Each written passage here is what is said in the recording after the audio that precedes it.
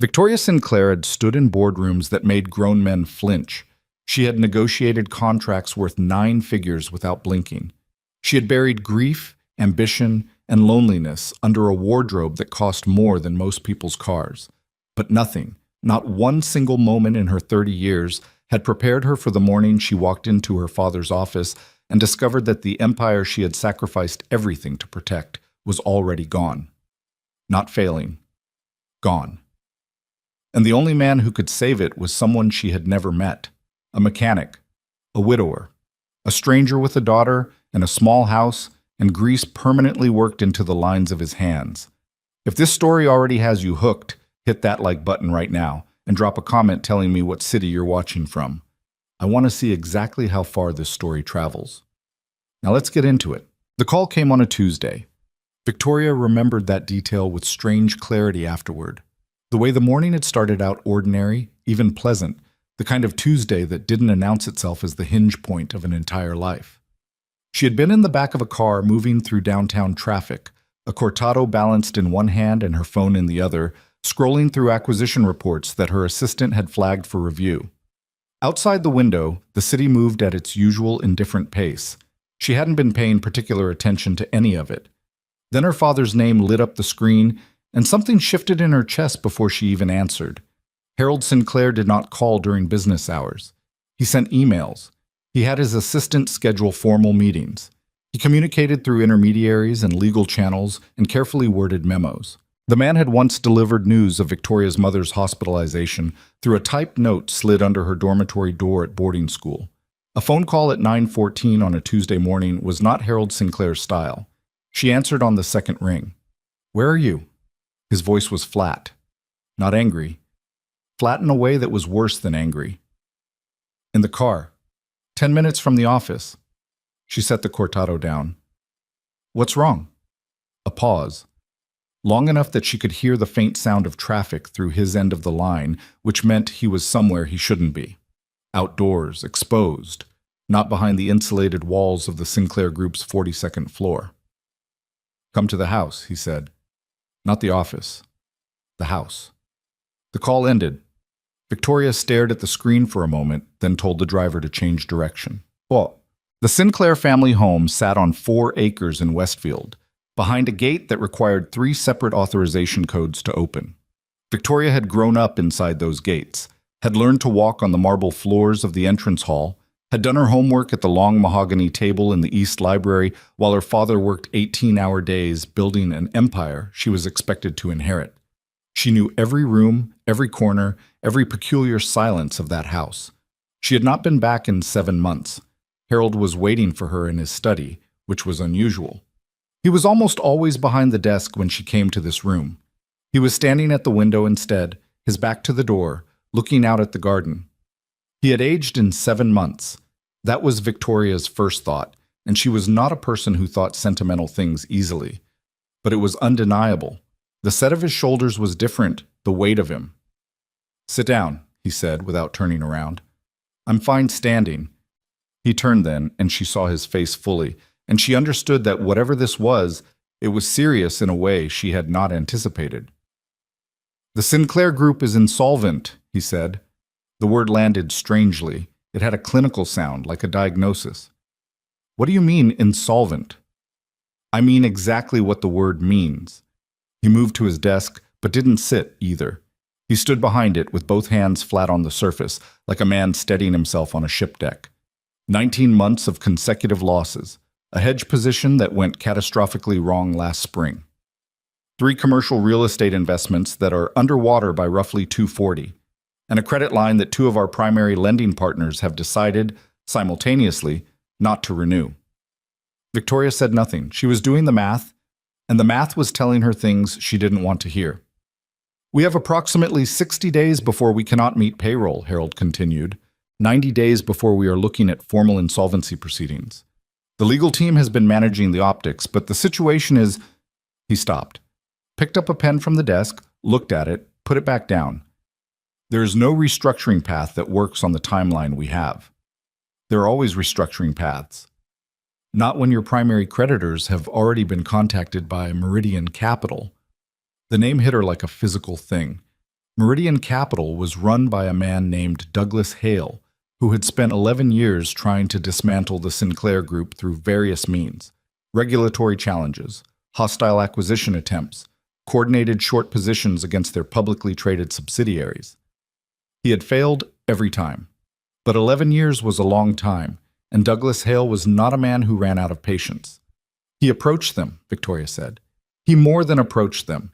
He's offering to assume the debt, all of it, in exchange for operational control of the group's 3 largest subsidiaries and the Sinclair family's equity stake. That's not an assumption of debt. That's a hostile takeover with extra steps. Yes. Then we fight it. With what? Harold's voice cracked slightly on the second word, and that small fracture, told her more than the financial figures had. Her father did not crack. We have 60 days and no capital and no partner willing to come in at the valuation we need. I have had conversations with 7 institutional investors in the past 3 weeks. All 7 have declined. Victoria stood very still. Outside the study windows, the garden was doing ordinary garden things. A bird moved across the grass. A cloud shifted overhead. Everything outside the room was continuing normally, which felt obscene. You said there's no restructuring path that works, she said finally. That implies there's a path that technically works, but that you haven't mentioned yet. Harold looked at her. She had her mother's eyes, people said, sharp and dark and reading everything. He had always found it slightly difficult to hold that gaze. Sit down, Victoria. Tell me what the path is. He pulled a folder from the top drawer of his desk and set it on the surface between them. She didn't reach for it yet. There is an individual, Harold said carefully, who has expressed interest in a debt absorption arrangement. Full assumption of the group's outstanding obligations, an infusion of operating capital sufficient to stabilize the business, and a structured buyback option that would allow the family to recover equity within 5 years. Who? His name is Ethan Brooks. I don't know that name. No, you wouldn't. She reached for the folder. It was thin. A few pages, a photograph clipped to the inside front cover. She opened it and looked at the photograph and felt a confusing mix of things she couldn't immediately sort. The man in the photograph was in his early 30s, dark hair that needed cutting, a face that had some mileage in it, not old, not worn, but lived in, the way certain faces got when they'd been through something. He was standing in front of what appeared to be an auto repair garage. He was wearing a gray work shirt with the sleeves rolled up. He was not looking at the camera. He appeared to have been caught mid-conversation with someone off-frame, and whoever had taken the photograph had caught him in an unguarded moment, half smiling at whatever the off-frame person had said. It was not the photograph of a financial titan. He owns a garage, Victoria said. He owns a garage, yes. You want me to believe that a man who owns a garage is offering to absorb the Sinclair Group's debt. I want you to review the terms on page 3. She turned to page 3, read it once, then read it again, more slowly. The terms were real. The capital figures were real. The debt absorption structure was precisely engineered, not the work of someone who had called a lawyer 2 weeks ago, but the product of sustained and sophisticated financial thinking.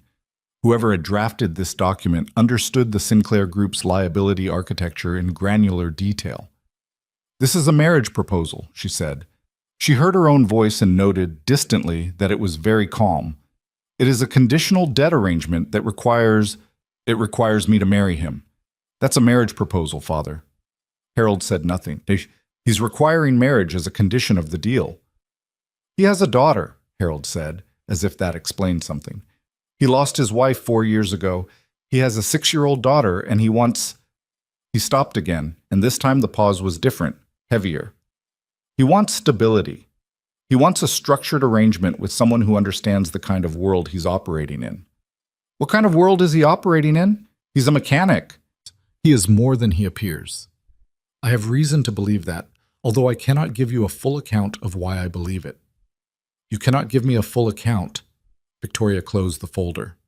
You are asking me to marry a stranger whose background you have not fully investigated, who owns a garage and has a small child, who has somehow materialized with the exact capital required to save our company, and whose full identity you cannot explain to me.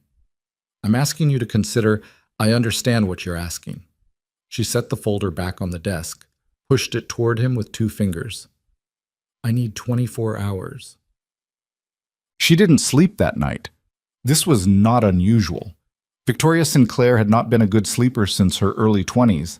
There was too much to think about, and her brain did not observe office hours. But this particular sleeplessness was different. She lay in her apartment on the 31st floor of a building she partly owned, staring at the ceiling, and tried to think her way through what her father had told her with the same analytical rigor she brought to every professional problem. She made lists, she ran scenarios, she identified variables and assigned probabilities. At 3 in the morning, she got up and made tea, she didn't drink, and stood at the floor-to-ceiling windows looking at the city spread out below her. The city was enormous and glittering and full of people who did not know that the Sinclair Group was 60 days from collapse. She had spent most of her adult life being the kind of person who stood at windows like this one, looking down at things. It occurred to her, standing there in the dark with cold tea getting colder on the counter behind her, that she had no idea when exactly she had stopped thinking of that as a privilege and started thinking of it as simply where she lived. She called her father at 6:15. I have conditions, she said when he picked up. Tell me. I want a private meeting with Brooks before I sign anything. Alone, no lawyers, no intermediaries. I'll arrange it. And I want a full financial disclosure package. Not his, ours. I want to know exactly what we're bringing into this arrangement. I'm not walking into a negotiation blind. Of course. And if this falls apart, if there is any indication that this man is not what you believe him to be, I walk away and we find another path. Whatever that path is. There isn't another. Those are my conditions, Father. A long pause. I'll arrange the meeting for this week. She hung up and stood in her kitchen for a while, listening to the city wake up outside her windows. The meeting was arranged for Thursday. Victoria spent the 2 intervening days doing what she always did when she was unsettled by something. She worked. She reviewed the Sinclair Group's full liability structure with the CFO, a quiet man named Gerald, who had been with the company for 19 years and whose face told her everything she needed to know about how bad things actually were. She had 3 separate calls with the legal team. She reviewed the terms of the debt arrangement again and had her own attorney assess them, who came back with the same assessment she'd already formed. The terms were fair to the point of being almost generous, which raised its own set of questions.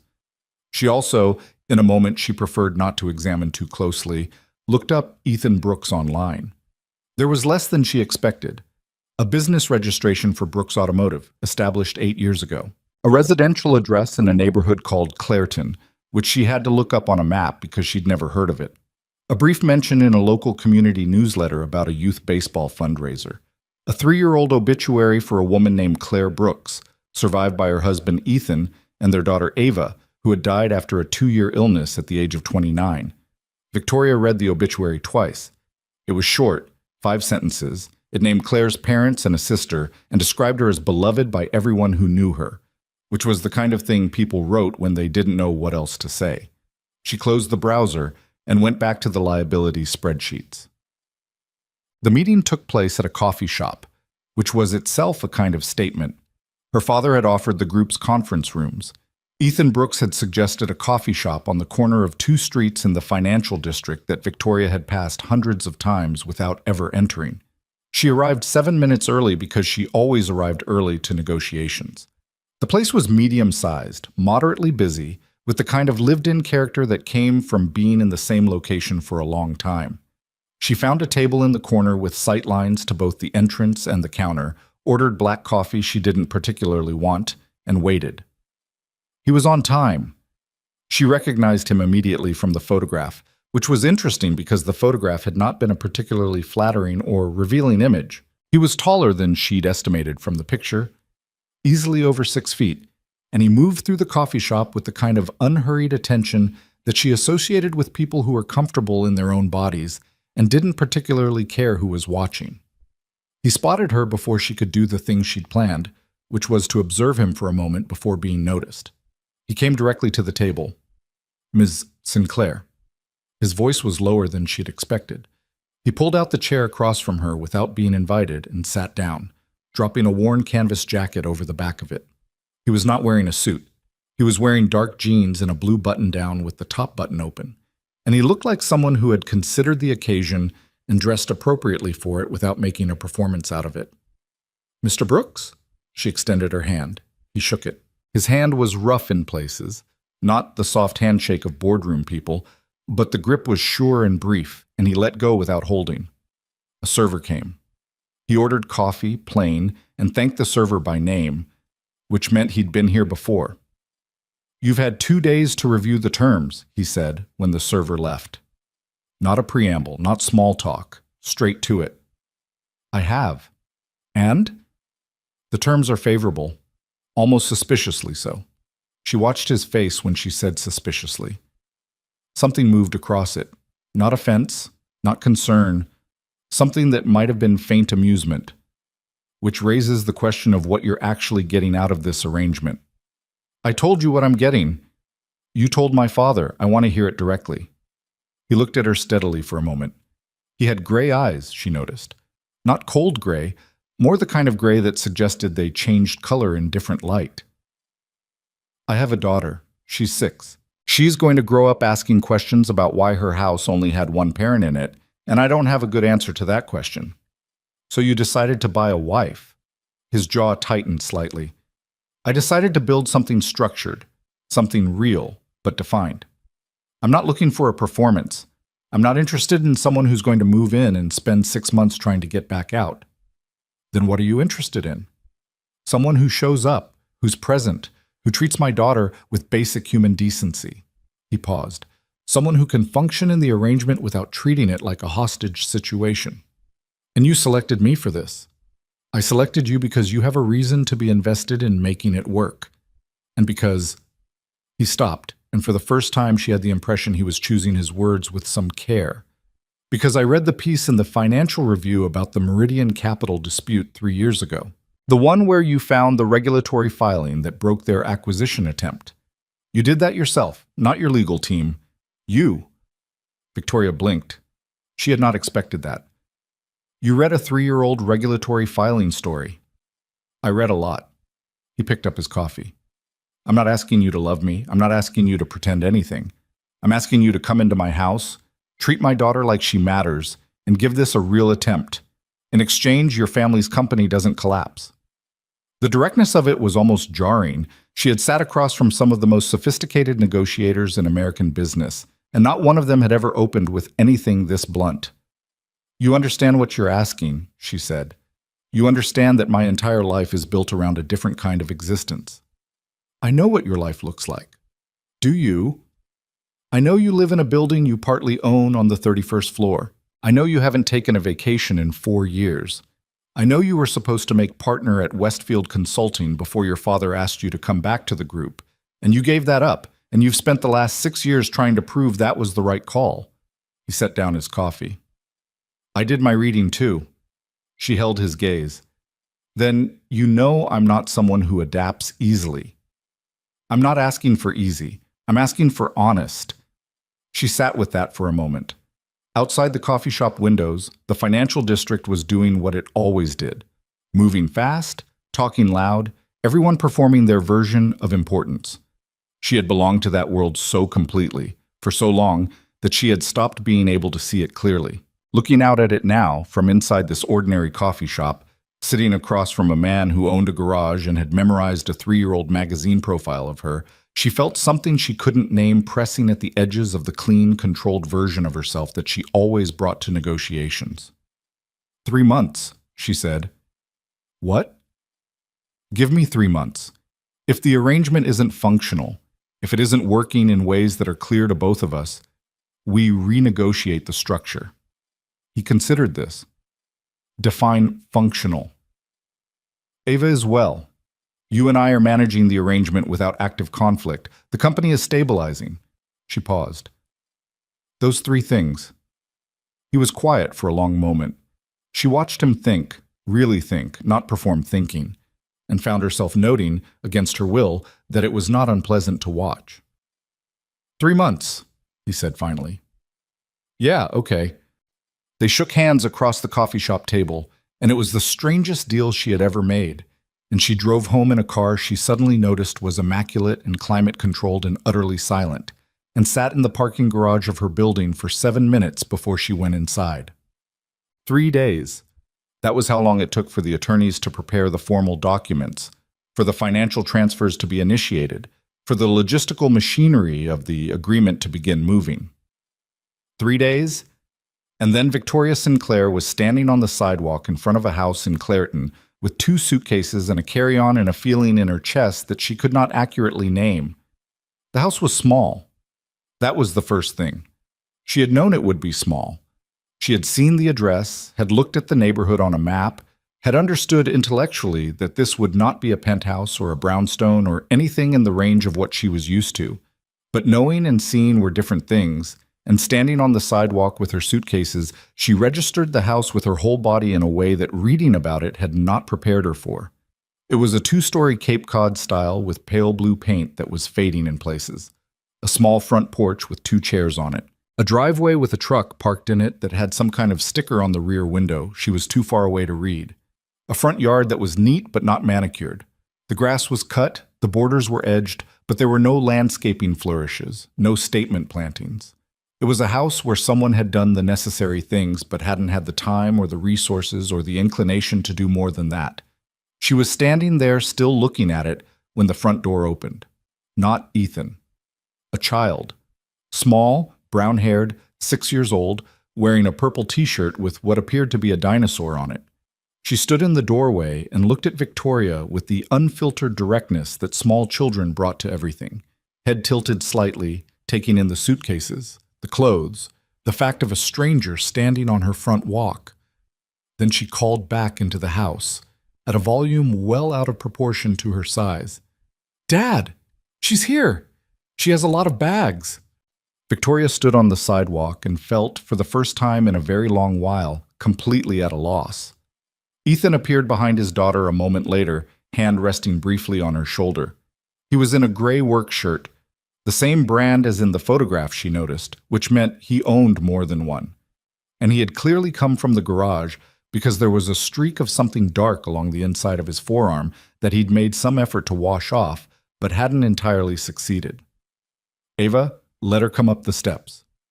"I'm not in the way," Ava said, with the perfect certainty of a child who had never once believed she was in the way. "You're in the doorway." "The doorway isn't the steps."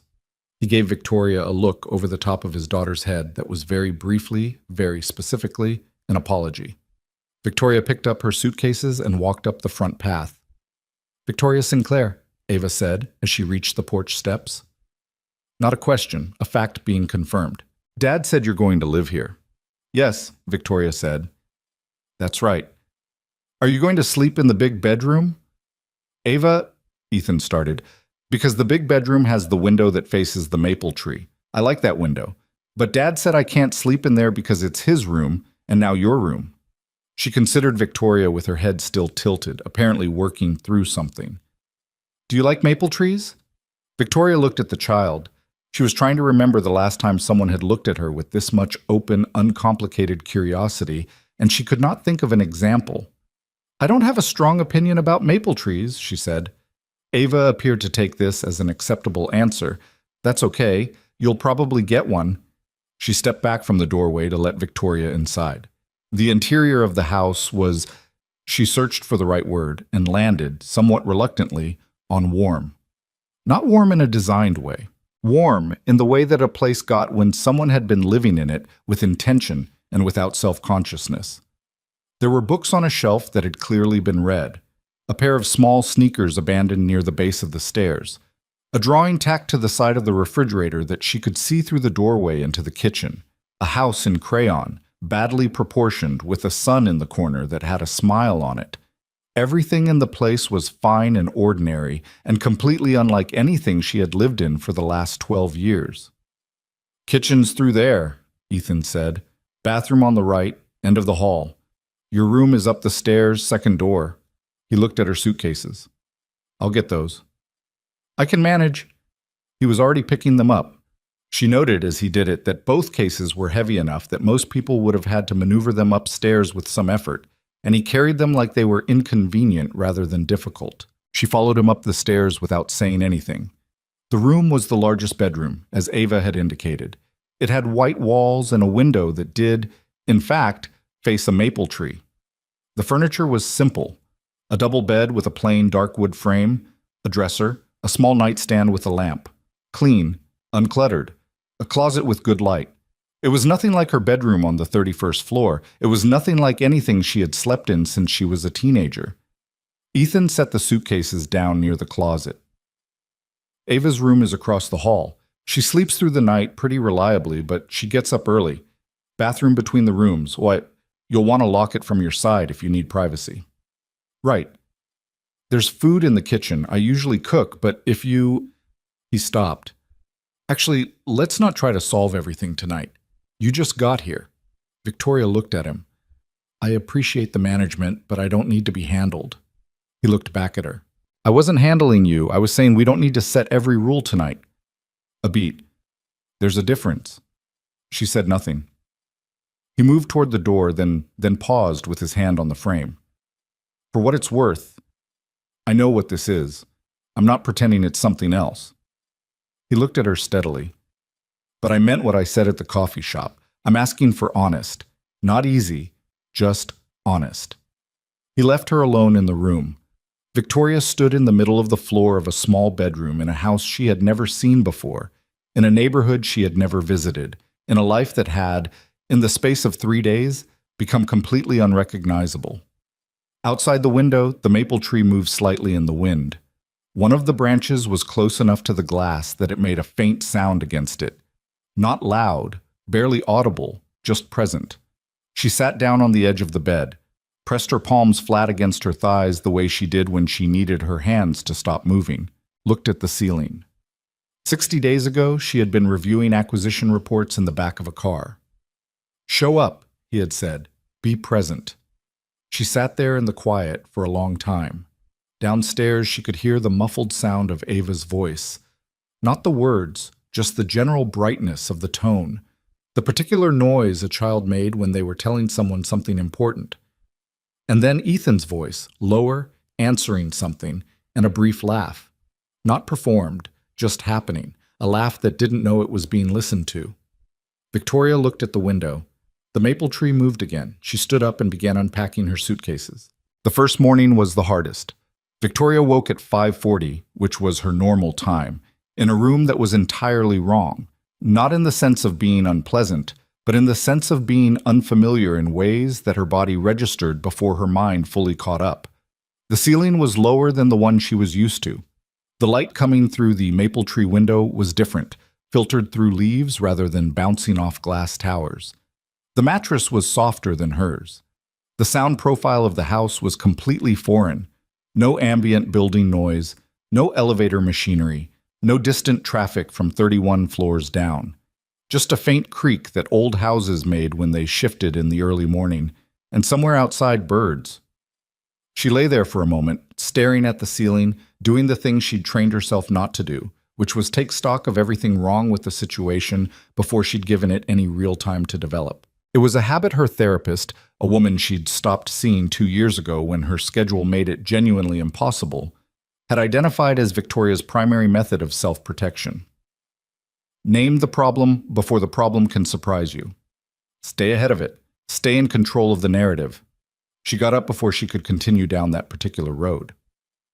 The bathroom was down the short hall, shared with Ava's room across the way, and she had learned on her first night that the lock was a simple push-button mechanism that required some force to engage properly. She showered quickly and dressed in the narrow bathroom with the particular efficiency of someone used to managing in small spaces during travel, then went downstairs. The kitchen was empty. This surprised her slightly.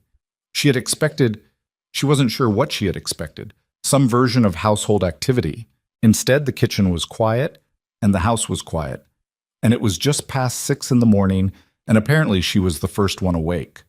She found the coffee and the machine and the filters in a reasonable amount of time, which felt like a minor accomplishment, and stood at the counter while it brewed and looked at the kitchen properly for the first time.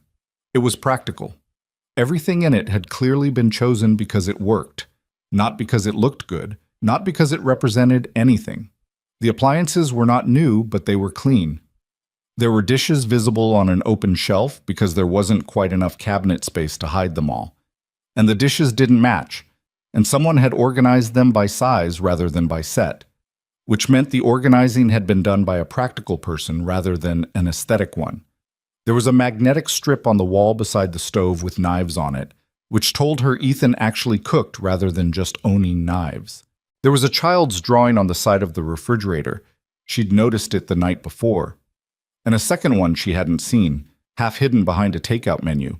A figure with brown hair and an enormous smile, and the word AVA written underneath it in large, uneven letters, the way a child wrote their own name before they'd fully mastered the scale.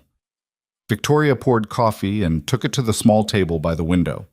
Outside, the backyard was a modest rectangle of grass with a wooden fence and a large oak tree in the corner that had a rope hanging from it. Not a swing, just a rope, the kind a kid could climb or spin on. A basketball hoop stood at the far end of the yard, slightly tilted. Someone had attempted to straighten it and not quite succeeded. She sat with her coffee and the quiet and tried to locate the feeling she was having, which was not the sharp, identifiable feeling she was accustomed to, anxiety, determination, calculated readiness, but something softer and more difficult. Displacement, perhaps. The sensation of being a person who had been lifted from one context and set down in another before the air temperature had adjusted. She heard Ethan on the stairs before she saw him. His step was not heavy, but it was deliberate, the footfall of someone who had gotten up early enough times that they moved with purpose rather than grogginess, even at this hour. He came into the kitchen in jeans and a plain white t-shirt and socks, stopped briefly when he saw her at the table, and then continued to the coffee machine without making a thing of it. "You're up early," he said. "I'm always up early." "Me too." He poured a mug, leaned against the counter. "Ava's usually up by 7. She'll come downstairs and want to tell you what she dreamed about." "Is that a warning?" He looked at her. Something in his expression suggested he found this mildly funny, but wasn't going to perform it. "It's information. You can respond however you want." Victoria turned her mug in her hands. "Does she have a routine, school?" "School starts at 8:15. She needs to leave by 7:50. Earlier if I'm dropping her." He moved to the refrigerator and started pulling things out with the practiced automaticity of someone who had done this same morning assembly many times. "I'm at the garage by 7, most days. Roberta next door does afternoon pickup on days I can't get there. Retired, she doesn't mind. On days I'm back by 4, I get her myself." "Roberta," Victoria repeated. "She'll want to meet you. She already knows you're here. Ava told her yesterday." "Ava told her." "Ava tells her everything." He said it without any particular tone, just fact. He had eggs out now and something green from the crisper drawer. "Do you eat breakfast?" The question caught her slightly off guard, not because it was complicated, but because it was so straightforward. Not "what do you want?" Not "allow me to arrange something," just "do you eat breakfast?" the way you'd ask anyone. "Usually something light. I can manage my own. I'm already cooking. It's not a production." He looked at her briefly over his shoulder. "Yes or no?" "Yes," she said. "Thank you." He nodded and turned back to the stove, and they existed in the kitchen together in silence that was not entirely comfortable but was not actively bad either, and Victoria sat at the table by the window with her coffee and watched the backyard lighten as the sun came up properly behind the oak tree. Ava came downstairs at 6:58. Victoria knew the time because she had been checking it with the frequency of someone waiting for something to happen, which was a habit she recognized and did not particularly like about herself. She had finished her breakfast, eggs with something Ethan had identified as dill, which she hadn't expected to enjoy and did, and Ethan had left for the garage at 6:45 with a brief and entirely businesslike goodbye, and Victoria had been sitting at the kitchen table with a second coffee and her phone, reviewing overnight emails from the group's legal team, when she heard the irregular footsteps of a small person on stairs. Ava appeared in the kitchen doorway in pajamas that had a pattern of small yellow ducks on them, her brown hair in the specific chaos that children's hair achieved through sleeping, carrying a stuffed bear by one arm with the casual disregard of someone for whom this object was so permanent it no longer required attention. She stopped when she saw Victoria, not alarmed, just recalibrating. "You're still here," she said. "Yes," Victoria said. "I thought maybe you left." "No."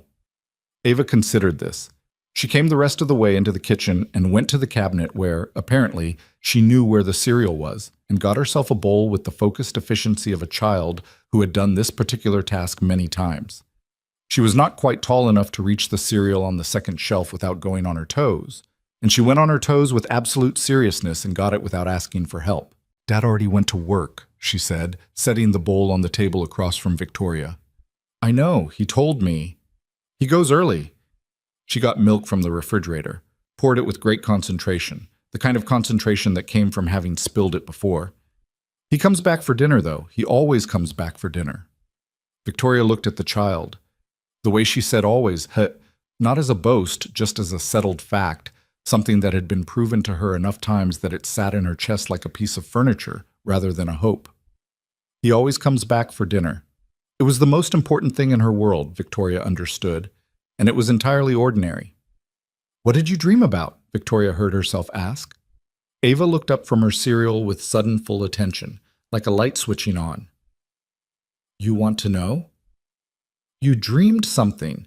Your father said you usually talk about it." "I dreamed about a horse," Ava said, with the authority of someone presenting important findings. "A purple one. It could fly, but it didn't want to because flying was scary, so it just walked everywhere and it was very slow." She ate a spoonful of cereal. "I think that's kind of sad." "Why?" "Because it could fly, but it didn't. That seems like a waste." Victoria looked at her. "Maybe the horse just didn't feel safe flying yet." Ava appeared to think about this with genuine care. "That's a good point," she said finally, in a tone of concession that somehow made Victoria want to smile. She didn't. They ate, or rather, Ava ate, and Victoria finished her coffee. In a silence that was easier than the one she'd shared with Ethan, because children did not load silence with adult weight. Ava ate her cereal and occasionally hummed something tuneless and looked out the window at the yard with the unfocused contentment of a person who did not feel any pressure to fill time meaningfully. Victoria, for the first time in recent memory, did not check her phone. What? She checked it as soon as she was back in her room. 23 emails from the legal team, 7 from Gerald, 2 from her father.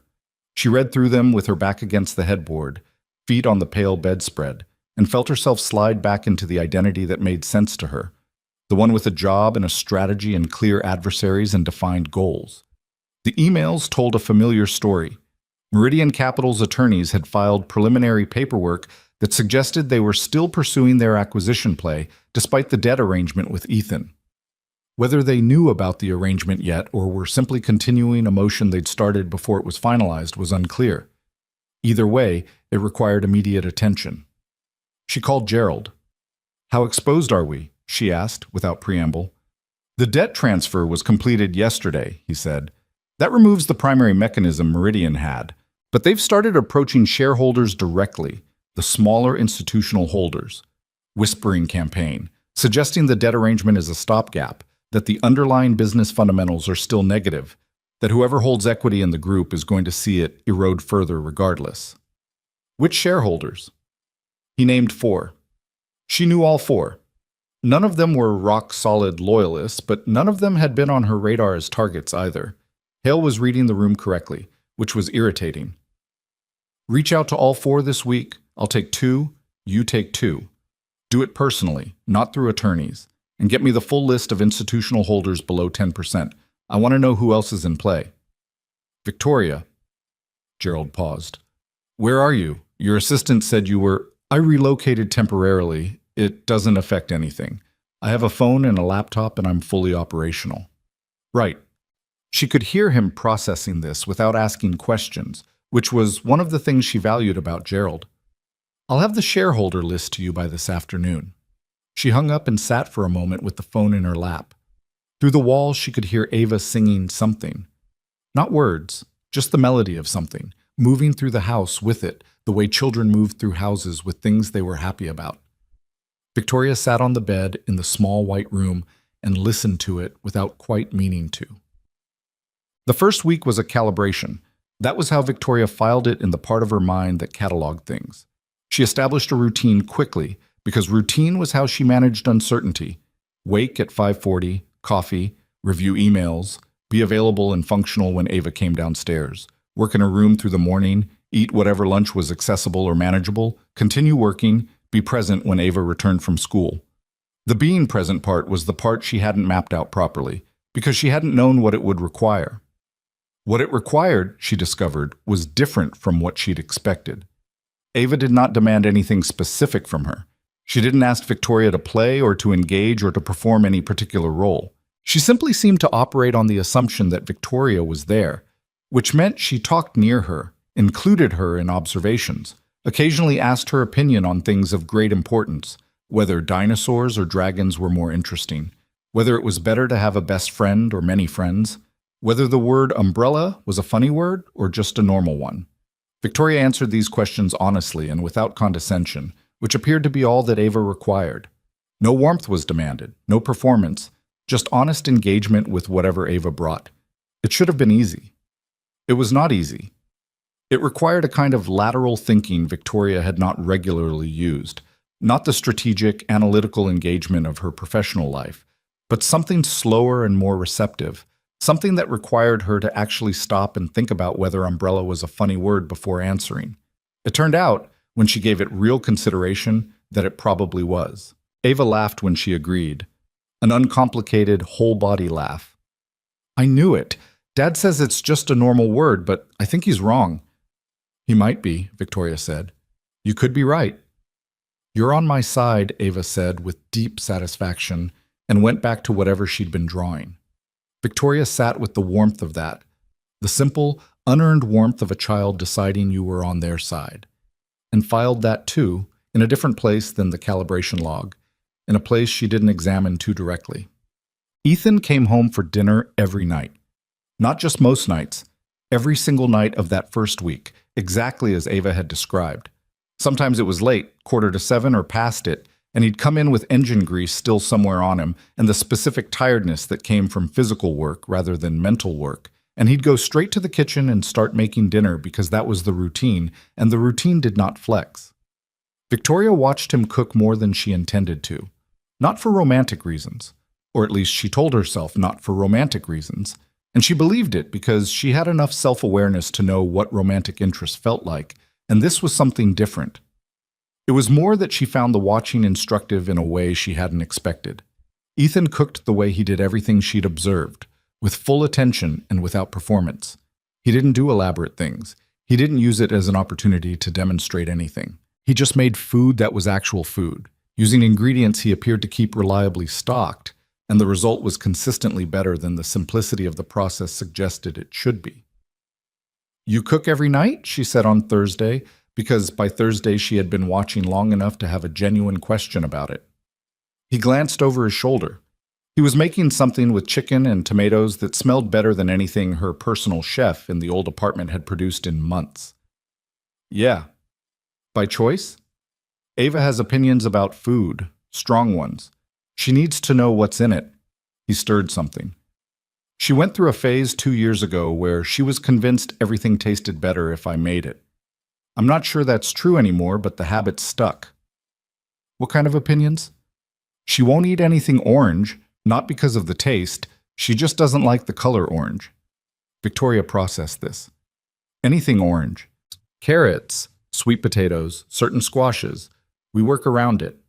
He said it without complaint, without the martyred edge that some parents performed when describing their children's inconvenient preferences. Just a fact. Same as the cabinet organization or the tilted basketball hoop. Victoria set down the glass of water she'd been holding. That seems like a significant culinary limitation. It is. A beat. She'll grow out of it. Or she won't. And she'll just avoid orange food for the rest of her life. Either way, she'll be fine. It was such a completely grounded response that Victoria found herself without anything to say to it, which was unusual. She stood in the kitchen for another moment, and then she said, "Can I help with anything?" He looked at her, and she could see him reassessing something, though she couldn't tell what exactly. You cook? Not habitually, but I can follow a direction. He handed her a knife and gestured at a cutting board where there was a pile of herbs. Rough chop. Size doesn't matter much. She chopped herbs. He cooked. Ava came into the kitchen at some point and immediately stationed herself at Ethan's elbow to monitor proceedings, as was apparently her custom, offering commentary on the smell and the color and whether she thought it needed more salt, which Ethan responded to with the particular half-attention of a parent who had learned to process most of a child's stream of consciousness while still focusing on the actual task. Dinner was the three of them at the small kitchen table, and it was not graceful or performed or in any way the kind of meal Victoria associated with the word dinner, which in her life had meant either formal business occasions or carefully plated food in good restaurants, or the particular loneliness of eating alone in her apartment at 10 at night because she'd worked until 9:30 and ordered something and eaten it over her laptop. This was just food, at a table, with a child talking about her day in the fully committed way Ava brought to everything, and Ethan listening and asking one or two questions that showed he'd actually been listening, and Victoria sitting in the corner chair that had become hers by default, eating chicken and tomatoes and saying very little. It was not unpleasant. That was the thing she kept coming back to, given everything, given the circumstance, the strangeness, the distance from everything she knew. It was not unpleasant in ways she couldn't entirely explain. On Friday evening, Ethan's neighbor Roberta materialized. Victoria had been warned this would happen, but had not adequately prepared for the specifics, which were that Roberta was 67 years old, originally from New Orleans, with a direct conversational style that didn't leave much room for deflection. And she arrived with a covered dish and absolute certainty that she was welcome, which she evidently was, because Ethan opened the door before she knocked. "Roberta," he said, with the tone of someone who was not surprised. "I made jambalaya." She came in, set the dish on the counter, turned around, and looked at Victoria with the frank assessment of someone who had decided she was allowed to do this. "You're the wife." "Victoria Sinclair," Victoria said. "I know who you are. Ava told me things." Roberta's expression was not hostile, but it was not soft either. It was the expression of a woman who had watched this family from next door for some years and had opinions about what was good for them. "She tells me most things. You drink coffee in the morning by the window." "I do." "She watches you from the backyard. She thinks you look like you're thinking about something complicated." Victoria glanced briefly at Ethan, who had the look of a man who had decided not to interfere with this. "I usually am," Victoria said. Roberta appeared to consider this as a reasonable answer. "How are you finding things?" "Different from what I'm used to." "Different bad or different interesting?" Victoria held the older woman's gaze. "I'll let you know when I've had more time to assess." Something shifted in Roberta's expression, not approval exactly, but the slight adjustment of someone who had expected a softer or more evasive answer. "Fair enough." She turned to Ethan. "Jambalaya needs 20 minutes to heat. I'm not staying." "You can stay," he said. "I know I can. I'm choosing not to." She patted his arm with the familiarity of someone who had earned it. "You have enough people in the house right now." She left, and the kitchen felt briefly larger in her wake, and Ava appeared from the living room where she had apparently been listening to the entire exchange, saying, "Roberta likes you. She doesn't say fair enough to people she doesn't like." "How do you know what she says to people she doesn't like?" Ethan said. "I've heard her," Ava said, with perfect reasonableness. The second week was harder in a different way. The first week had been about logistics, learning the physical arrangement of the house, the rhythms of the household, the social geography of Ava and Ethan and Roberta, and the school morning and the dinner hour. The second week, the logistics were largely known, which left more space for everything else. What she noticed in the second week was the quality of Ethan's tiredness. He worked long hours. She'd known that, but knowing it and watching it were different. He was at the garage by 7, sometimes earlier. He came home by 6:30 most nights. On Tuesday, he came home at 8 because a transmission job had run long, and when he came in, he was so tired that he sat down at the kitchen table instead of going straight to the stove.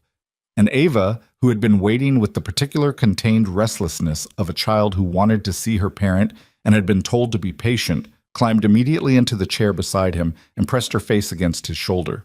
He put his arm around her without looking, the way you move toward something so familiar it didn't require thought. "I'm sorry I'm late, Bug," he said. "It's okay," Ava said, in a voice muffled by his shoulder. Victoria made soup. He looked at Victoria across the table. She had, in fact, made soup, or made an attempt at soup, which had required 3 separate phone calls to her friend Diane, who actually knew how to cook, and had resulted in something that looked approximately like soup and tasted, as far as she could judge, like soup. "You didn't have to do that," he said. "Ava was hungry at 7 and you weren't here." It seemed like the practical response. He looked at her for a moment with an expression she couldn't fully categorize. "Thank you," he said, and meant it, and that was all. She put the soup on the table and they ate it without ceremony, and Ava announced that it was very good, and Ethan said it was good, and Victoria ate her own cooking and thought it was probably adequate at best. But the table was warm and Ava was chattering about something that had happened at school, and Ethan was listening with his arms still loose around his daughter's chair, and the soup was adequate, and for some reason that she did not let herself examine fully that night, it was enough. The call from Gerald came on Wednesday afternoon of the second week. She was in her room working through the shareholder contact list when his name came up on her phone. She answered expecting a routine update and heard instead the tight, careful quality in his voice that told her something had shifted. "Meridian has moved faster than we anticipated," he said. "They've approached 2 of the 4 institutional holders we flagged. Both have indicated they're open to conversations about selling their positions." "What positions are we talking about?" "Combined, about 14% of the group's outstanding equity." 14% was not controlling, but it was significant, and it was the start of an accumulation strategy. She knew how this went. Small positions, acquired quietly, until the number became too big to ignore and the boardroom dynamics changed. Who approached them? Was it Hale directly? A firm called Corvin Advisors. No direct connection to Meridian on paper. There's always a direct connection.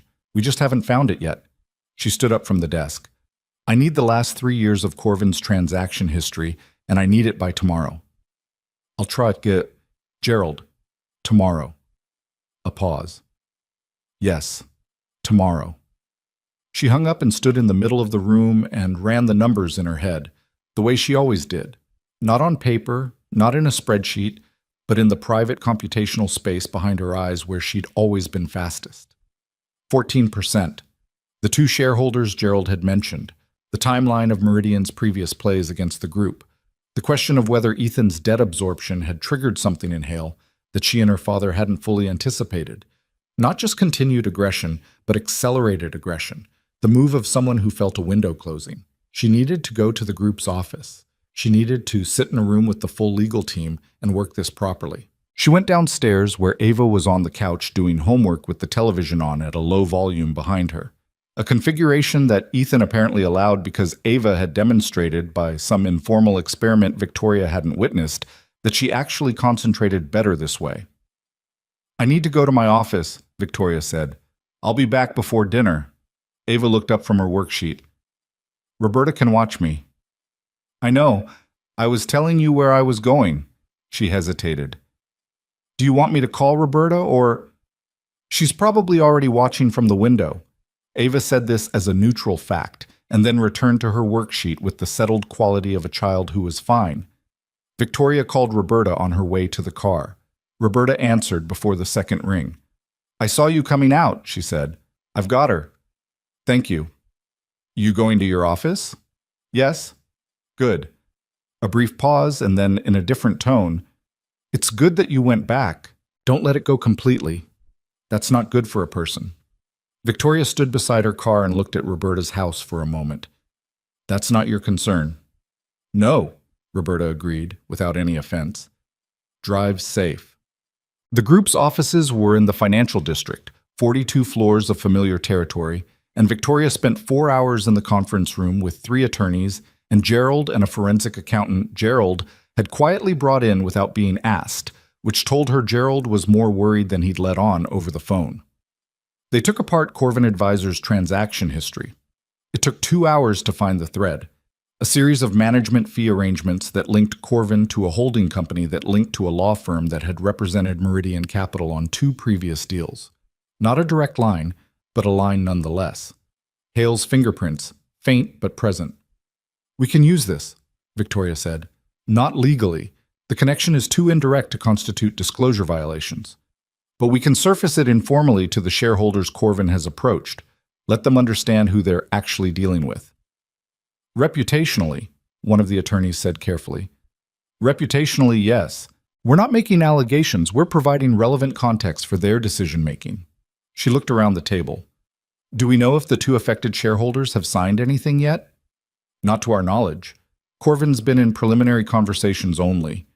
Then we have a window. I'll contact both myself. She stood up, gathering papers, and then stopped. Gerald, the debt transfer, is it fully reflected in the public filing? As of Monday. Make sure the shareholders Corvin has approached are aware of it, specifically aware, not a general document dump. I want them to understand that the liability landscape has fundamentally changed. She left the building at 7:15 and sat in the back of a car heading toward Clairton, reviewing the documents she'd photographed on her phone, and didn't look up until the driver turned onto the familiar residential street and the character of the light outside the window changed from commercial to domestic, streetlights rather than office towers, the specific quiet of a neighborhood that had already finished its day. Ethan's truck was in the driveway. The downstairs lights were on. She went inside to find Ethan at the stove and Ava at the table doing something with crayons, and the kitchen smelled like garlic and something else warm, and Ava said, without looking up, "You're back." "I said I would be." "I know." She held up her drawing. "I drew Roberta's cat. Do you think it looks like a cat?" It looked less like a cat and more like an arrangement of orange ovals, but the intent was clearly feline. "It does," Victoria said, and Ava nodded with satisfaction and went back to it. Ethan glanced over his shoulder from the stove. He didn't ask where she'd been or what had happened or whether it was serious. He just said, "Dinner in 20. She sat down at the kitchen table across from Ava, still in her work clothes, heels on the linoleum, Corvin Advisors transaction history in her bag. Ava was drawing the cat, a companion now, another orange oval with legs, and humming something tuneless and completely unself-conscious. Victoria set her bag down, looked at the drawing. "Does Roberta's cat have a friend?" she asked. "His name is Walter," Ava said, pointing at the second oval.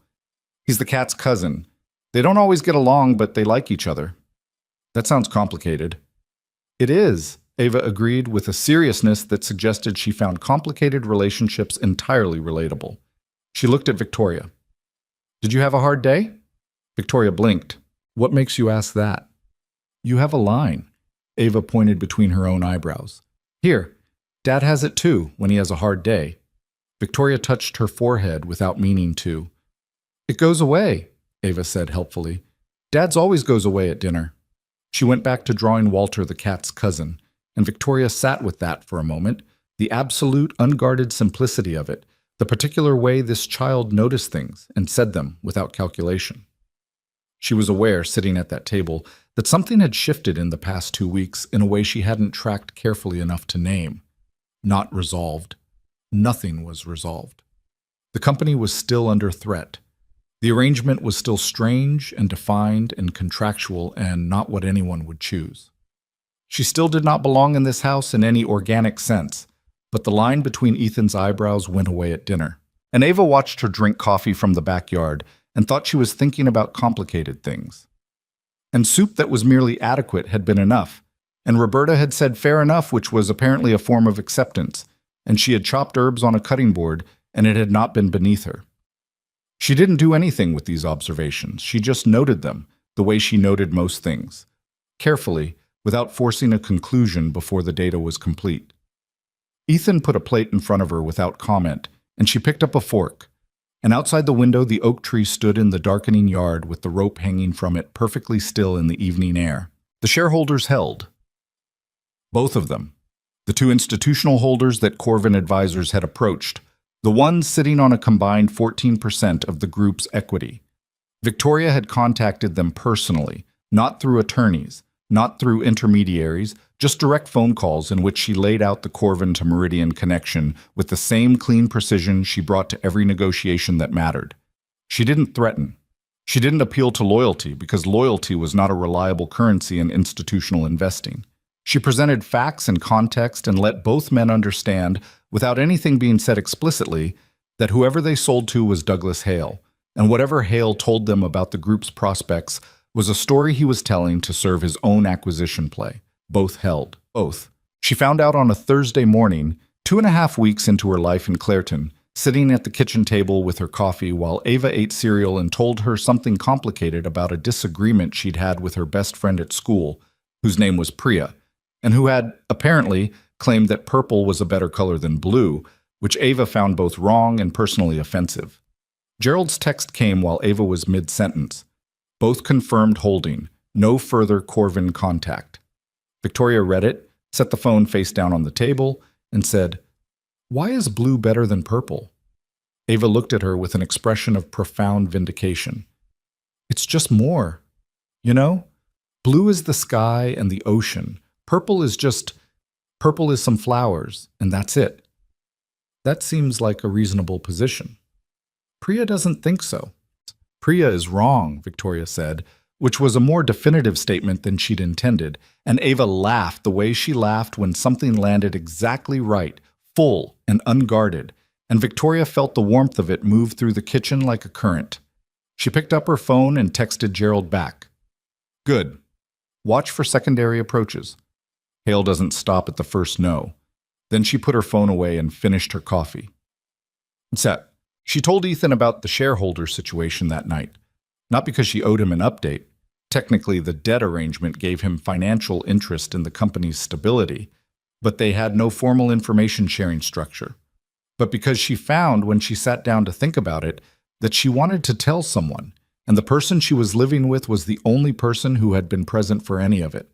He was on the back porch when she found him, sitting in one of the 2 old wooden chairs with a bottle of beer and the specific stillness of a man who had been working since 6:30 in the morning and had earned the right to sit quietly in the dark for a while.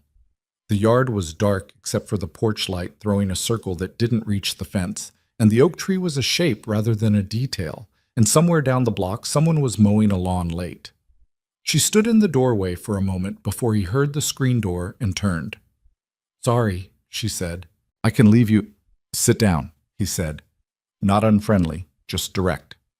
She sat in the second chair, which was slightly uneven on the porch boards, and rocked, very slightly, when she settled into it. She had changed out of her work clothes. She'd started doing this in the evenings, which was a small and probably irrelevant shift, but she noticed it.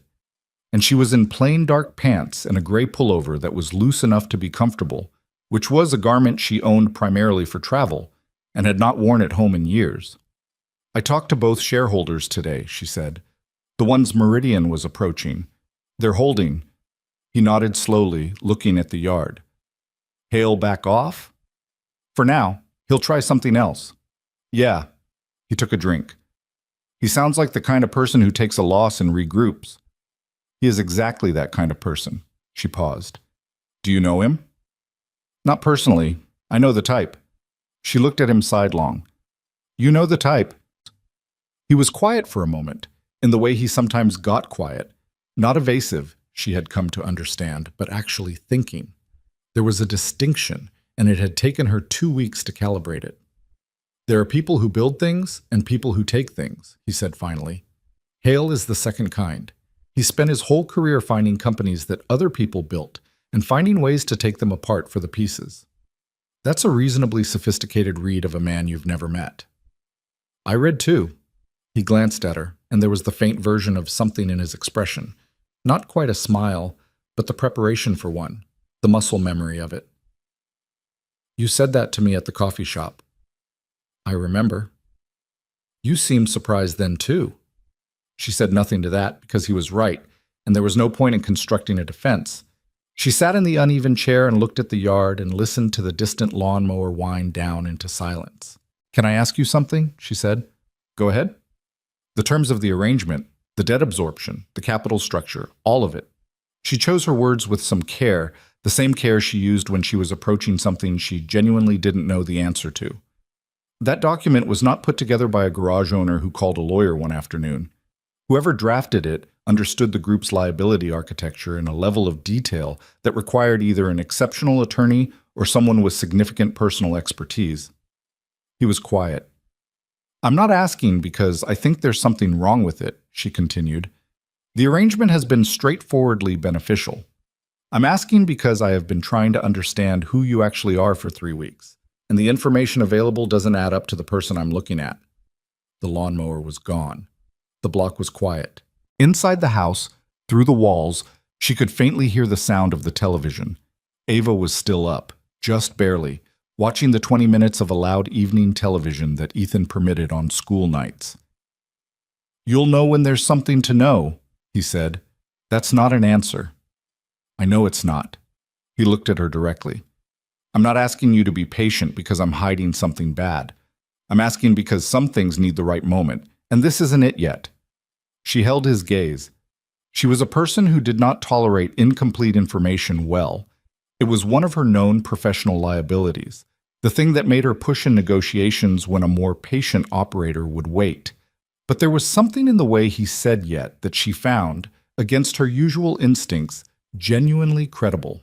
Not a dodge, a deferral with intention behind it. "All right," she said. He seemed slightly surprised that she'd accepted it without pushing further. He looked back at the yard. They sat in the 2 uneven chairs in the porch light until the television sound inside went quiet, which meant Ava had been put to bed, and then a little past that, not talking much, just occupying the same space in a way that had stopped being uncomfortable without either of them quite marking the moment it changed. The 4th week brought the first real rupture. It started over something small, because most real ruptures started over something small. The underlying pressure had been building independently of the small thing. It was just that the small thing happened to be the first crack in the surface that let it through. The small thing was a school event. Ava's school had a family showcase, an afternoon in the gymnasium where children displayed projects they'd worked on, and parents and family members came to look and ask questions and eat the cookies that the 2nd grade class had made. Ava had been working on her project for 2 weeks, a poster about the water cycle that she'd covered in drawings of clouds and rivers with arrows that didn't quite go the right direction but showed clear ambition. She had mentioned it at dinner multiple times. She had asked Victoria twice whether she thought rain was more interesting than snow, which Victoria now understood was research rather than casual conversation. 3 days before the showcase, Ethan came home later than usual with the look on his face that meant a job had gone wrong at the garage, in a way that would take days to resolve. A customer dispute about a repair bill she gathered from the fragments of a phone conversation she hadn't been trying to hear. A transmission job, money owed, the kind of grinding interpersonal conflict that small business owners navigated constantly and that no one with larger resources ever had to think about. The showcase was on a Thursday afternoon. Wednesday night, Ethan told Ava he might not make it. Victoria was in the kitchen when he told her. She watched Ava's face do the thing it did when it received information it wasn't ready for. A brief, private struggle, quickly covered, because Ava was 6 years old and had learned already, through the particular education that loss gave children, not to put all of her weight on a single thing. "It's okay," Ava said. She went back to her dinner. "I'm going to try," Ethan said. "If the customer comes in the morning like he said, it's okay, Dad." She said it again with a flatness that was worse than the first time, because the first time had been a response, and the second time was a door closing. Ethan looked at his plate. He was tired, and he was carrying the weight of the garage dispute, and he looked like a man doing the math on too many obligations simultaneously. Victoria did not say anything at the table, but after Ava was in bed, she came downstairs and found him at the kitchen table with the garage's accounts open on a laptop, and she sat down across from him without being invited. "I'll be there," she said. He looked up. "At the showcase. If you can't make it, I'll go." He looked at her for a long moment. Something in his face that was difficult to read. Not suspicion, but something more complicated than gratitude. "You don't have to do that." "I know I don't. I'm saying I will. She'll notice if you're going because I couldn't—" "Ethan." She said his name for the first time without the particular care she'd been taking around it, and he registered that. She could see it. "I'm not a substitute for you. I'm not trying to fill a gap. I'll be there because she worked on that poster for 2 weeks and someone who was paying attention should see it. That's all." He was quiet for a moment. Then he said, in a different voice than usual, quieter, without the contained quality she'd come to think of as his default register. "Thank you." It was the second time he'd said it and meant it, and like the first time, it was just those 2 words, No performance around them, and it landed with a weight that two-word sentences didn't usually carry. Talk. The customer came in Thursday morning, which meant the dispute might resolve, which meant Ethan might make it after all. He texted her at noon. Customer in. Might be there by 2:30. The showcase started at 2. She went at 2 anyway. The gymnasium of Ava's school smelled the way all elementary school gymnasiums smelled. A particular combination of industrial cleaner and old floor, and the faint ghost of every physical education class that had ever happened in the room. Folding tables were set up in rows, each with a child standing beside their project, and the room was full of parents and grandparents and the specific ambient noise of people trying to have conversations while children talked over them. Victoria found Ava's table in the second row. Ava was standing beside her water cycle poster in a yellow dress that Victoria recognized from the laundry she had done earlier in the week, a dress Ava wore for events she considered important, and she was already in conversation with someone else's parent, explaining her arrows with the full force of her personality.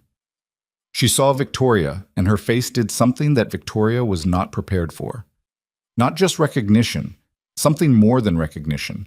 A specific, uncomplicated gladness, the expression of a person for whom your arrival had genuinely mattered, without complication, without condition. You came, she said, as if this was wonderful and also slightly amazing. I said I would, Victoria said.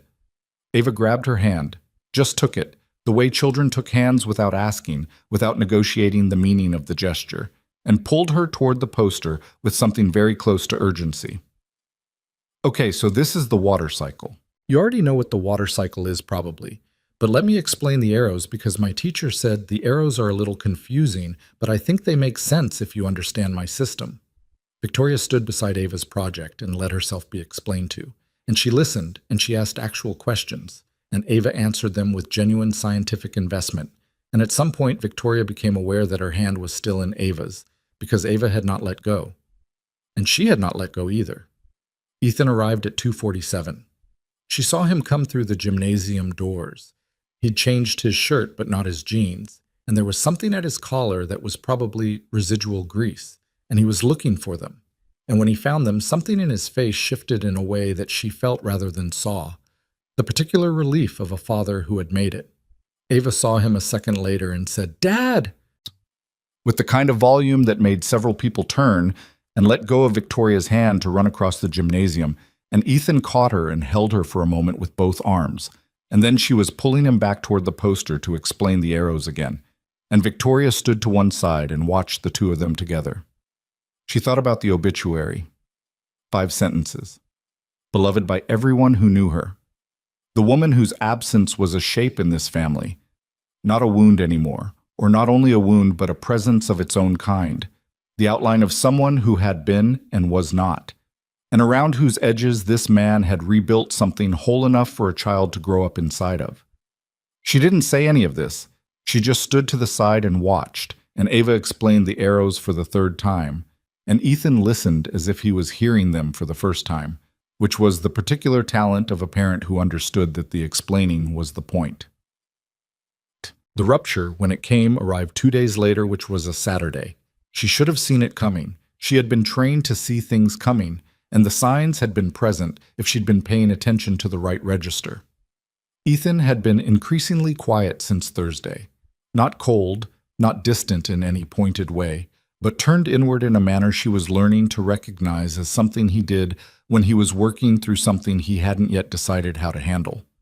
She had assumed it was the garage dispute, which had apparently resolved but left residue. She had been wrong.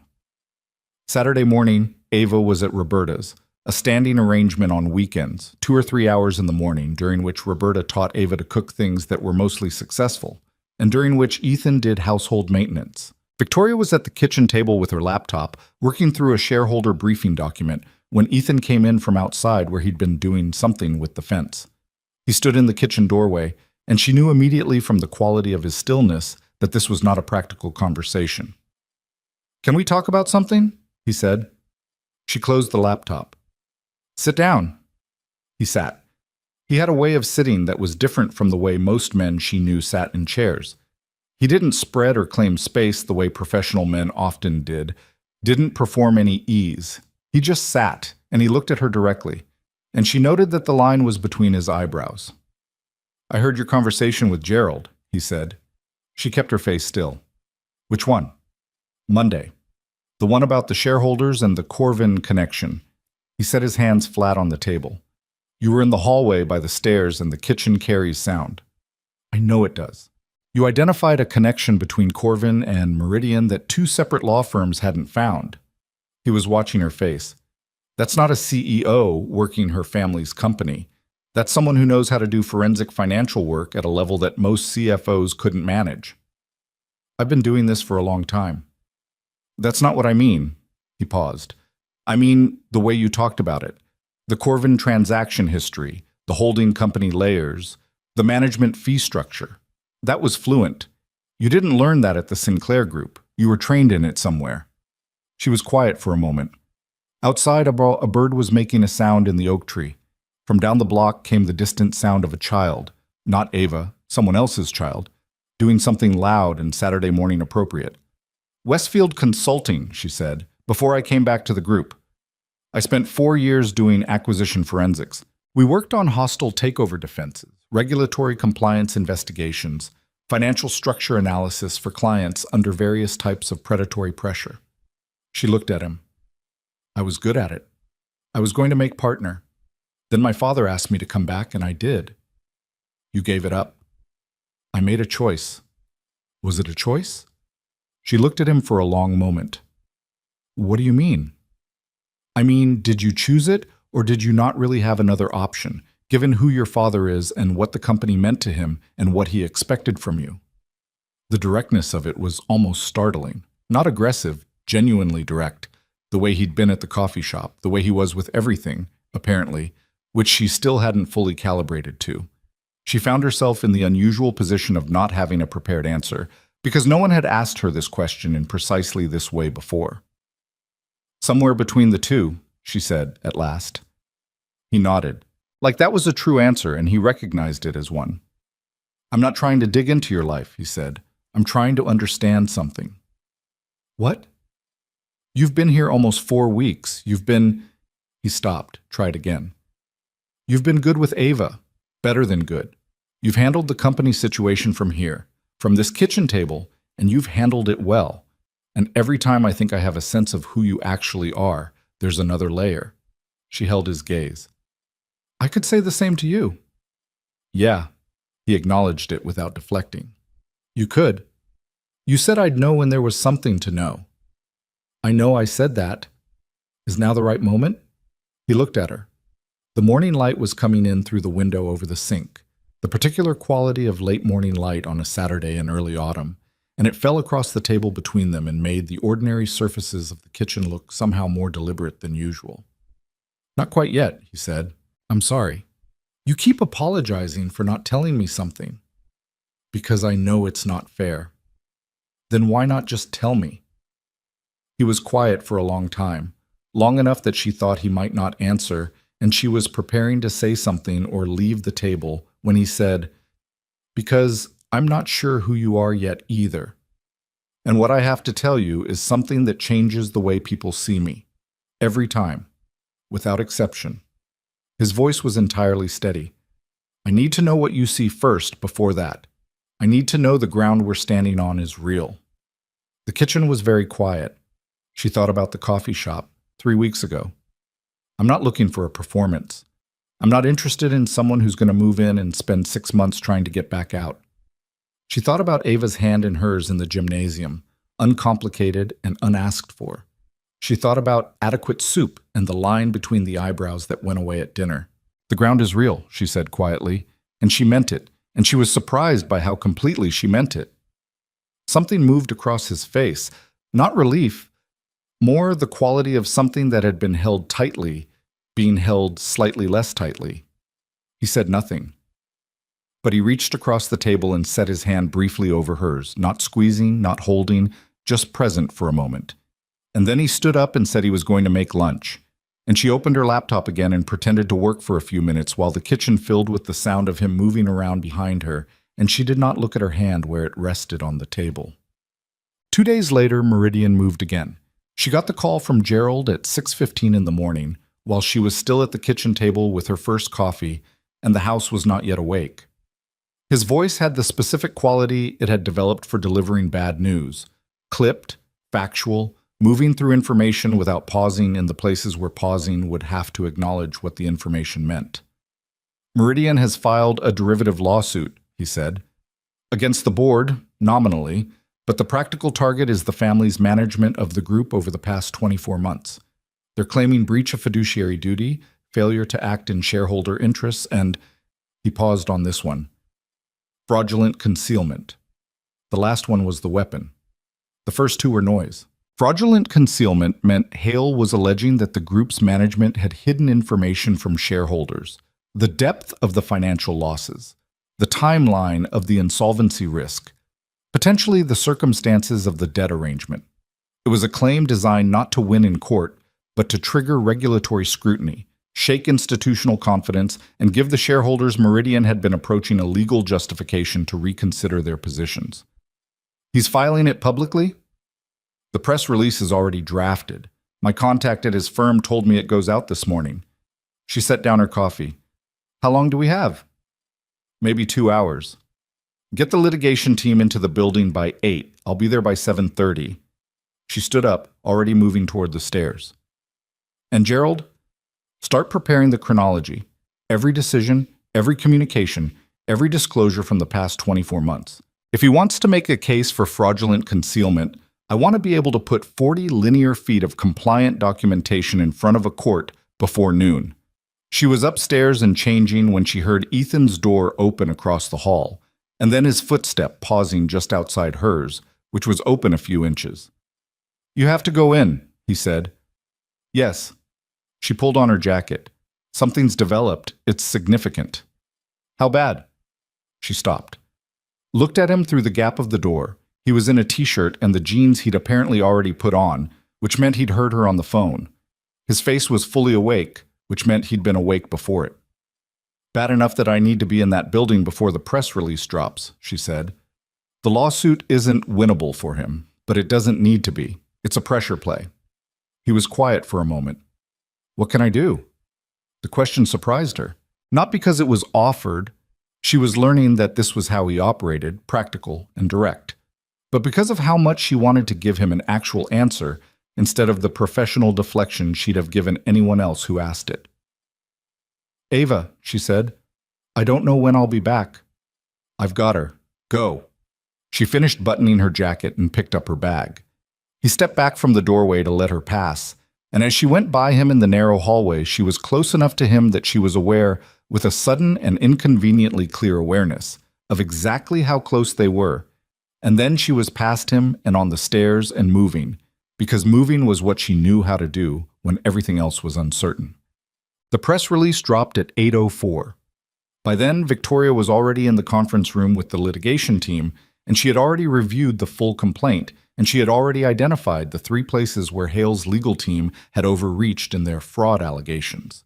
The dates were wrong on 2 of the disclosure claims, and the third hinged on an interpretation of a board resolution that any competent judge would read differently. He filed this himself, she said, reading through the complaint for the 3rd time. He didn't go through outside litigation counsel. This is in-house work. Do you see the disclosure dates? The lead litigator, a woman named Patricia, who had worked on the group's legal team for 8 years, leaned over and looked. November 18th. The actual disclosure was November 12th, 6 days earlier. That's not ambiguous. It's in the public filing, time-stamped. She looked up. He built his primary fraud claim on a date that's factually incorrect. Either his team didn't check, or they checked and thought no one would notice, or they filed this in such a hurry that the due diligence was incomplete. The hurry, Patricia said, with a certain satisfaction. The debt arrangement rattled him. He's moving faster than he should. Which means we can make him look sloppy in front of the same shareholders he's been courting. Victoria straightened. I want a formal response filed by noon. Lead with the date discrepancy. I want it clean.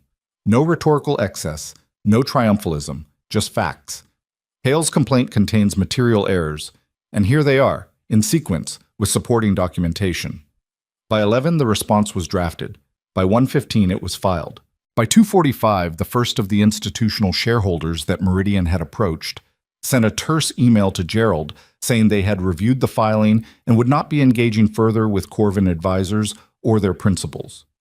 Victoria read the email in the back of a car heading back to Clairton, and she let herself feel, for approximately 45 seconds, the particular clean satisfaction of having won something on merit, without advantage, on the strength of actually knowing the material better than the person who had come after her. Then she put her phone in her bag and looked out the window. The city gave way to suburb, and suburb gave way to the familiar residential character of Clairton, and by the time the car turned onto the street, she found herself noticing, with a precision that would have surprised her a month ago, that Ethan's truck was in the driveway, which meant he was already home, which meant he had probably collected Ava from school himself. She went inside to find the two of them at the kitchen table with what appeared to be a partially assembled model of something. A plane, maybe, or a rocket. It was difficult to tell at this stage. And Ava explaining something very technical and probably not entirely accurate about aerodynamics. And Ethan listening with full attention while his hands held two pieces of the model at the angle he'd been directed to hold them. He looked up when she came in. "Well," he said. "We filed the response," she said. "Hale's complaint has material errors. The first shareholder has already pulled back." Something in his face that was not quite a smile but was adjacent to one. "Yeah?" "He moved too fast." She set her bag down. "He made a mistake." "People who are scared make mistakes," Ethan said. He looked at her steadily. "Including the good ones." She didn't know exactly what he meant by that, or rather, she suspected she knew and wasn't ready to examine it directly. So she didn't. She looked at the model on the table. "What is that supposed to be?" "It's a space shuttle," Ava said with emphasis. "Obviously, you can tell because of the wings. The wings are not yet attached." "We're getting to the wings," Ava said. "Dad's holding the body while I find the wing piece, which I know I put somewhere." She began looking through the small pile of model parts with great purpose, and Victoria sat down at the table in her work clothes with her heels still on the linoleum, and Ethan was still holding the body of the model at the precise angle Ava had specified, and she looked at the table covered in model pieces, and something moved through her that she didn't name, not then, because naming it required a courage she wasn't quite there yet. But it was there. That was the thing. It was there, sitting quiet in the kitchen with the afternoon light across the table and the sound of Ava looking for the wing piece, not asking to be named, just present, the way the maple tree was present outside the bedroom window every morning, the way adequate soup had been enough, the way the line between the eyebrows went away at dinner. It was there, and she felt it, and she let herself feel it without doing anything about it. For now, that was enough. The space shuttle got finished on Sunday. Ava put the last piece on herself, a small nose cone that had rolled under the refrigerator and required Ethan to move the refrigerator 18 inches while Ava directed the operation. And she held it up in the kitchen light with the satisfaction of someone who had seen a project through every complication it had thrown at her, which was, Victoria was beginning to understand, a characteristic Ava shared with her father. Victoria was at the table watching when it happened, a cup of tea going cold beside her laptop, and when Ava held up the finished shuttle, she made a sound of genuine triumph that filled the kitchen in a way that was disproportionate to the occasion and exactly proportionate to what it meant to Ava. And Ethan said, "There it is," in a quiet voice, and the whole small moment was so unremarkable and so completely itself that Victoria found she had stopped pretending to work without noticing. She was still finding those moments, the ones that caught her without warning, that had no particular drama but landed with a weight she hadn't assigned them. She had been here 6 weeks now. 6 weeks and some days, which she had stopped counting with the same precision she'd used in the first 2 weeks, which was itself a change she registered without making anything of. The company's situation had stabilized, at least temporarily. Hale's lawsuit was moving through preliminary motions, bleeding his own resources and public credibility in the process. The date discrepancy she'd identified had been picked up by 2 financial press outlets, which had been professionally embarrassing for Meridian's legal team. The institutional shareholders were holding. Gerald had reported that Corvin advisors had gone quiet. It was not a permanent resolution, but it was ground held, and in the world Victoria operated in, ground held was what you worked with while you planned the next position. She had been back to the group's offices 4 times in the past 3 weeks. Each time she went, she came back to Clareton by early evening, which was not something she had consciously decided, but had become, without announcement, the pattern. Each time she came back, Ava was either home or at Roberta's, and Ethan was either cooking or doing something in the yard or reading. He read more than she had expected, physical books, not a tablet or a phone, and she had learned by degrees that his reading covered a range that was frankly startling for reasons she was still in the process of working out.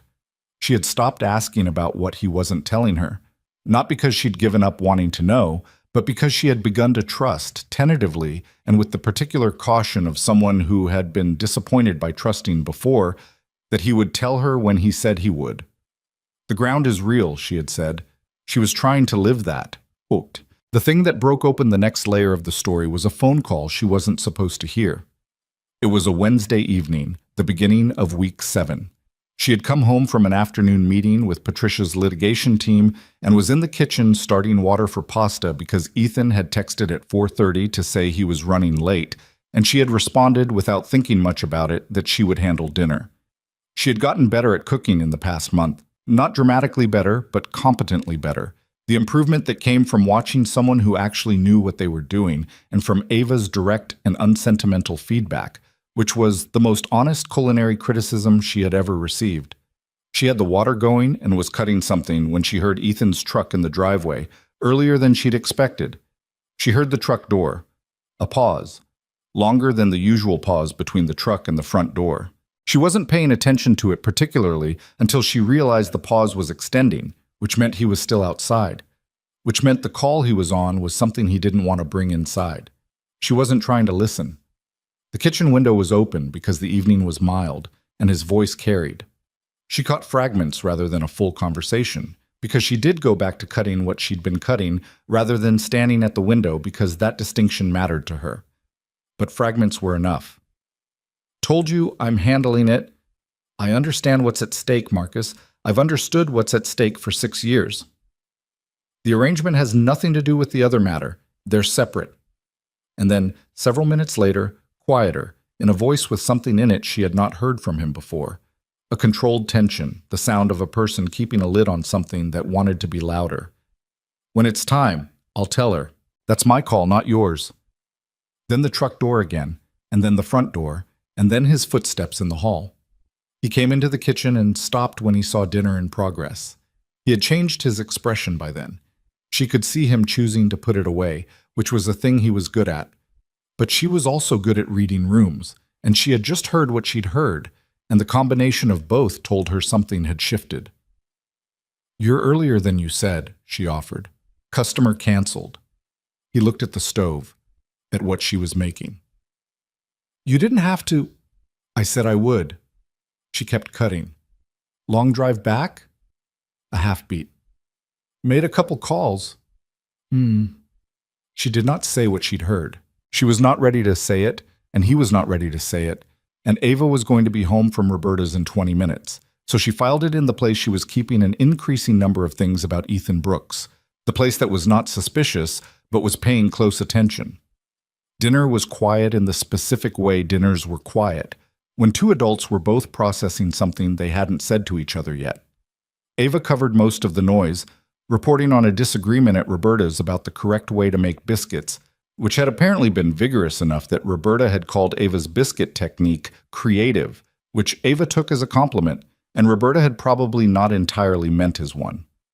After Ava was in bed, Victoria poured herself a glass of water in the kitchen and found Ethan sitting on the back porch, which had become, over the past few weeks, a shared space in the evenings without either of them having formally decided it. She went out and sat in the second chair and said nothing for a while. The yard was dark and the oak tree was a shape, and it was cooler than it had been, a real autumn cool, and she had not brought anything to wear over her shirt, so she sat with her arms crossed slightly, which was not for warmth so much as something to do with her hands. I heard some of your call, she said, after a while. He was quiet. I wasn't trying to. The window was open. I know. His voice told her he'd already known she'd heard something. Marcus, she said. Someone named Marcus who has opinions about the arrangement and what you tell me.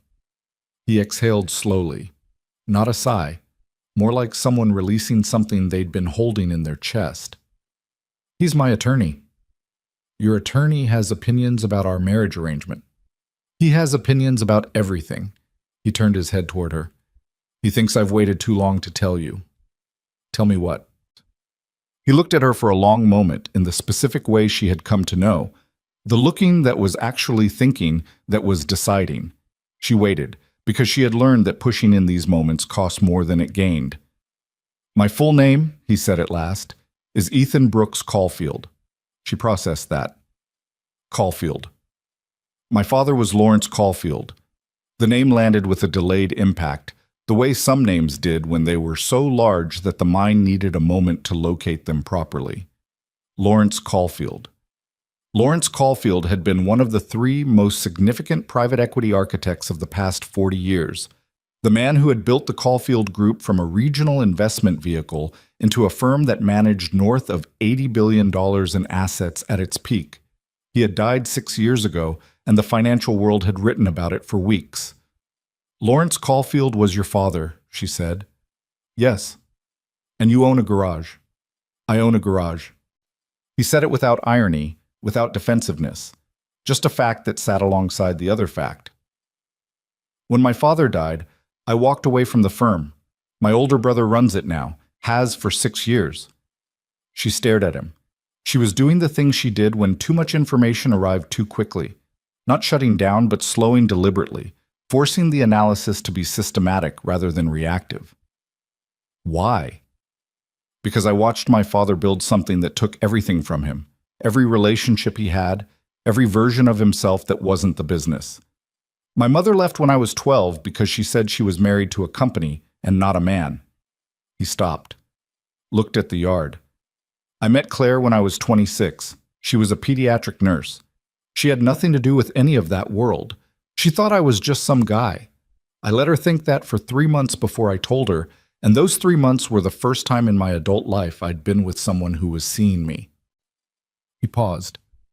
We were together for 5 years before she got sick. The garage was mine before that. I started it when I walked away from the firm. It was never supposed to be a cover or a story. It's just what I wanted. Victoria sat very still.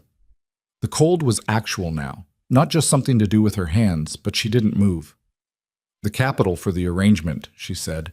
It came from my share of the Caulfield estate. There's an independent trust that Marcus manages. I don't touch most of it. He turned to look at her. The debt absorption was real. The terms were fair. You said so yourself. I didn't use the Caulfield name because I wanted to know if I'd value you for your character rather than your status, she said. She heard her own voice saying it and recognized it immediately. It was almost word for word what the outline of this arrangement had promised, the logic underneath the whole thing, and hearing herself say it out loud in the specific context of this back porch on this autumn night made it land differently than it would have on paper. Yes, he said quietly. She stood up.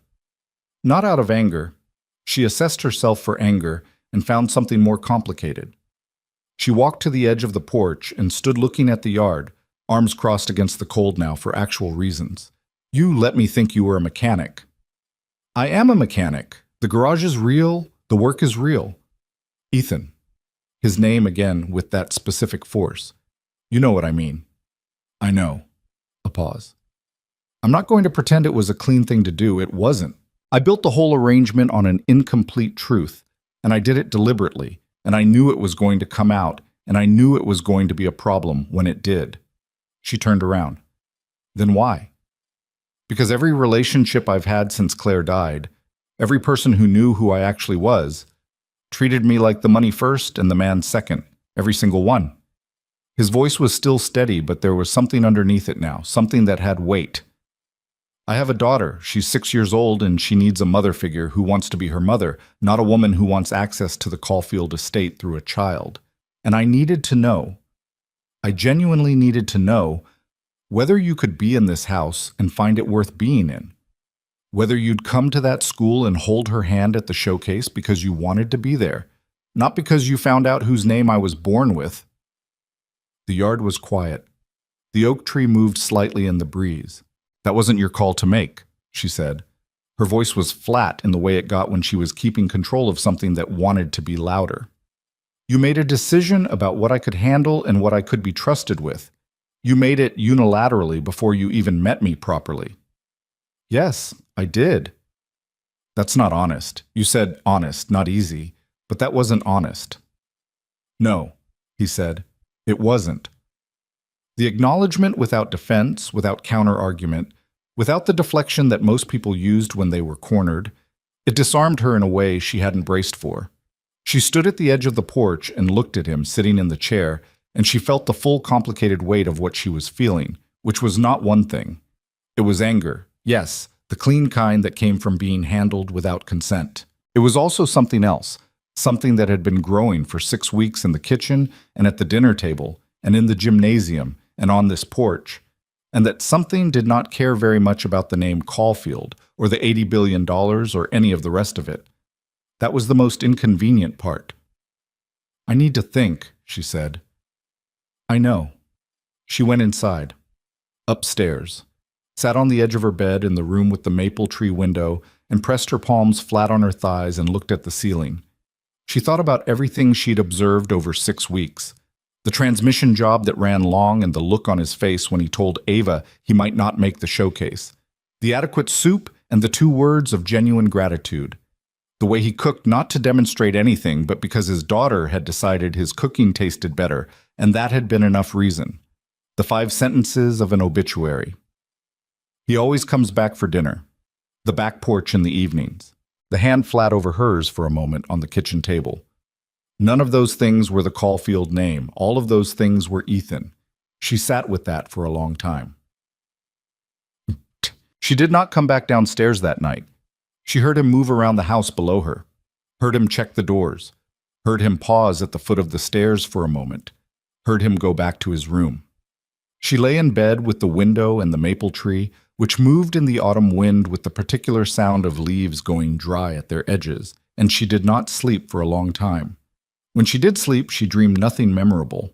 In the morning, she came downstairs at 5:40 as always, and he was already in the kitchen, which was not unusual, and they stood in the kitchen together with the coffee machine running between them, and neither of them said anything for a while. Ava came down at 7 and demanded to know whether she could bring the space shuttle to school for show and tell, and the ordinary morning machinery of the household ground into motion around the 2 of them. And in the middle of Ava's negotiation about the shuttle, Victoria looked across the kitchen and found Ethan watching her. And what was in his face was not hope exactly. He was too careful for hope, she understood that now. But something in the neighborhood of it, something that had stayed up through the night and was still here in the morning, because that was the kind of person he was. She held his gaze for a moment. Then she said to Ava, "The shuttle should stay home. It took too long to build to risk the bus." Ava considered this with genuine deliberation. "That's a fair point," she allowed. And the morning continued, and nothing was resolved, and nothing was the same. The resolution, when it came slowly and without fanfare, because that was how most real things came. She spent 2 days in a private and not particularly comfortable reckoning with what she'd been told. She went to the group's offices on Thursday, sat through a litigation update with Patricia, had lunch with Gerald, in which she was probably worse company than usual, and returned to Clareton in the early evening to find Ethan's truck in the driveway and Ava in the backyard attempting to teach the rope in the oak tree a lesson about cooperation, which the rope was declining to learn. She changed her clothes and went out to the backyard, which she had been doing most evenings, and stood beside the oak tree watching Ava wrestle with the rope. "It won't go where I want," Ava said, without preamble. "What do you want it to do?" "I want it to swing, but it's going in circles instead." She demonstrated, spinning the rope. It went, indeed, in circles. "That's because you're spinning it rather than pulling it away from the tree." Victoria looked at the rope. "If you pull it toward you first, then let go. It will swing instead of spin." Ava tried this. The rope swung. Her face went electric. "How did you know that?" "Physics," Victoria said. "You could probably explain it better than me once you think about it." Ava sat with that for a moment, swinging the rope back and forth, and then she said, in the particular tone she used when she was coming at something sideways, "Are you and Dad okay?" Victoria looked at her. "Why do you ask?" Because you're both being quieter than usual, and quiet means something's happening. She did not look at Victoria while she said this, which was a technique Victoria recognized as a child's version of giving someone room. Roberta says when people are quiet, it usually means they're figuring something out. Roberta says a lot of things. She's usually right. Ava gave the rope another pull. Are you figuring something out? Yes, Victoria said, because lying to this child was something she had discovered she was congenitally incapable of. Both of us are. Ava nodded, as if this was the answer she'd expected, and it was satisfactory. That's okay, she said. Dad takes a while to figure things out, but he always does. She abandoned the rope and went to look for something under the porch, having completed, apparently, whatever she'd needed from the conversation, and Victoria stood under the oak tree in the autumn cool and thought about what a 6-year-old had just told her, which was the same thing Ethan had said in the kitchen on Saturday morning, said without knowing it, said in the absolute authority of a child who had watched her father her whole life and believed in him completely. He always comes back. She found him in the garage, not the auto repair garage, but the small detached garage behind the house that he used for his own projects. She had been in it once, briefly, early in the first week, and had registered a workbench and tools and something large under a tarp. She knocked on the door, which was open. He looked up from the workbench. He was doing something with a small engine part, a precise and focused task, and he set it down when she came in. The something under the tarp was still there. She had never asked. The motorcycle under there, she said. Is that yours? He looked at the tarp. It was my father's. He wrote it twice and put it away. I've been working on it for 2 years. A beat. It's almost done. She filed that, the man who walked away from his father's empire and spent 2 years quietly restoring the one personal thing his father had owned and barely used. She didn't say anything about what she filed. I've been angry about it, she said, instead, getting to the point. The fact that you didn't tell me. I want to be clear that the anger was real and is real. I know it is. What you did was a kind of manipulation. Even if the intention behind it wasn't bad, the method was. You made a decision about what I was allowed to know about the person I was agreeing to live with. That's not nothing. You're right, he said. No qualification. But she stopped because the but was the harder part, the part that required admitting something about the last 6 weeks. But I've been here long enough to understand the difference between the fact that you withheld something and who you actually are. And whatever you withheld about the name and the money, the rest of it has been honest. Everything I've seen here has been honest. He said nothing. She could hear the quality of his silence, the held quality. I'm not going to pretend I'm not affected by knowing, she continued. I grew up in that world. I know exactly what the Caulfield name means. I know what the estate means, and I know enough about myself to know that I would have entered this arrangement differently if I'd known from the beginning, and that the different way I would have entered it would not have been better. It would have been more guarded, more strategic. She looked at him. I would have missed everything I actually found here. Something moved across his face. Not victory. There was no version of Ethan Brooks that took a moment like this as a victory. Something more careful than that. I'm still angry, she said. That's fair. I'm also... She stopped. This was the part that required the most courage, and she was not a person who used words like courage lightly, and she was using it here because it was accurate. I'm also aware that at some point in the last 6 weeks, this stopped being an arrangement I was tolerating and became something I don't want to leave. She met his eyes. I needed you to know that, separate from everything else. The garage was very quiet. Outside, she could hear Ava somewhere in the yard, probably testing the rope physics. Ethan stood at the workbench for a moment, and then he came around it, and he stopped in front of her at a distance that was close but not presuming, and she looked up at him because he was taller and she was not wearing heels. I should have told you sooner, he said. Not just the name, all of it. I should have trusted the ground sooner. Yes, she said. You should have. I'm sorry for the way I handled it. Not for why. I'd make the same decision about wanting to know who you really were before you knew who I really was. But the execution was wrong. She looked at him for a long moment. The execution was very wrong, she said, and something in her voice had shifted, not softened, but unlocked, the quality she never let herself have in professional contexts, the quality she had been keeping carefully contained in this house for 6 weeks and was now, in the small yellow light of a garage in Clareton, allowing. He reached up and tucked a strand of hair behind her ear, a gesture so quiet and so personal that it landed somewhere in her chest with a precision that surprised her. And then he said, "I'm going to keep being wrong about things. I'm not—" "I know," she said. "I know you're not perfect. I'm really not. Neither am I."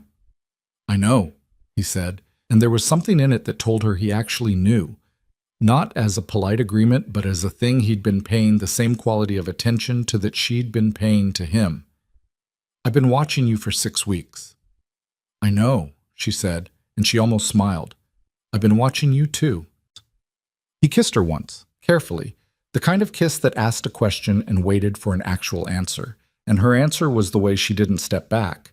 And after a moment he rested his forehead against hers in the particular way that was not romantic in any performed sense, but was so intimate that she felt the edge of something she had been protecting in herself for a very long time.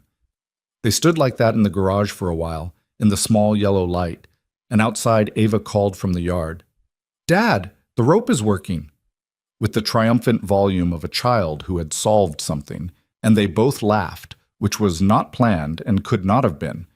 And then Ethan called back, "That's good, Bug. We'll be right there."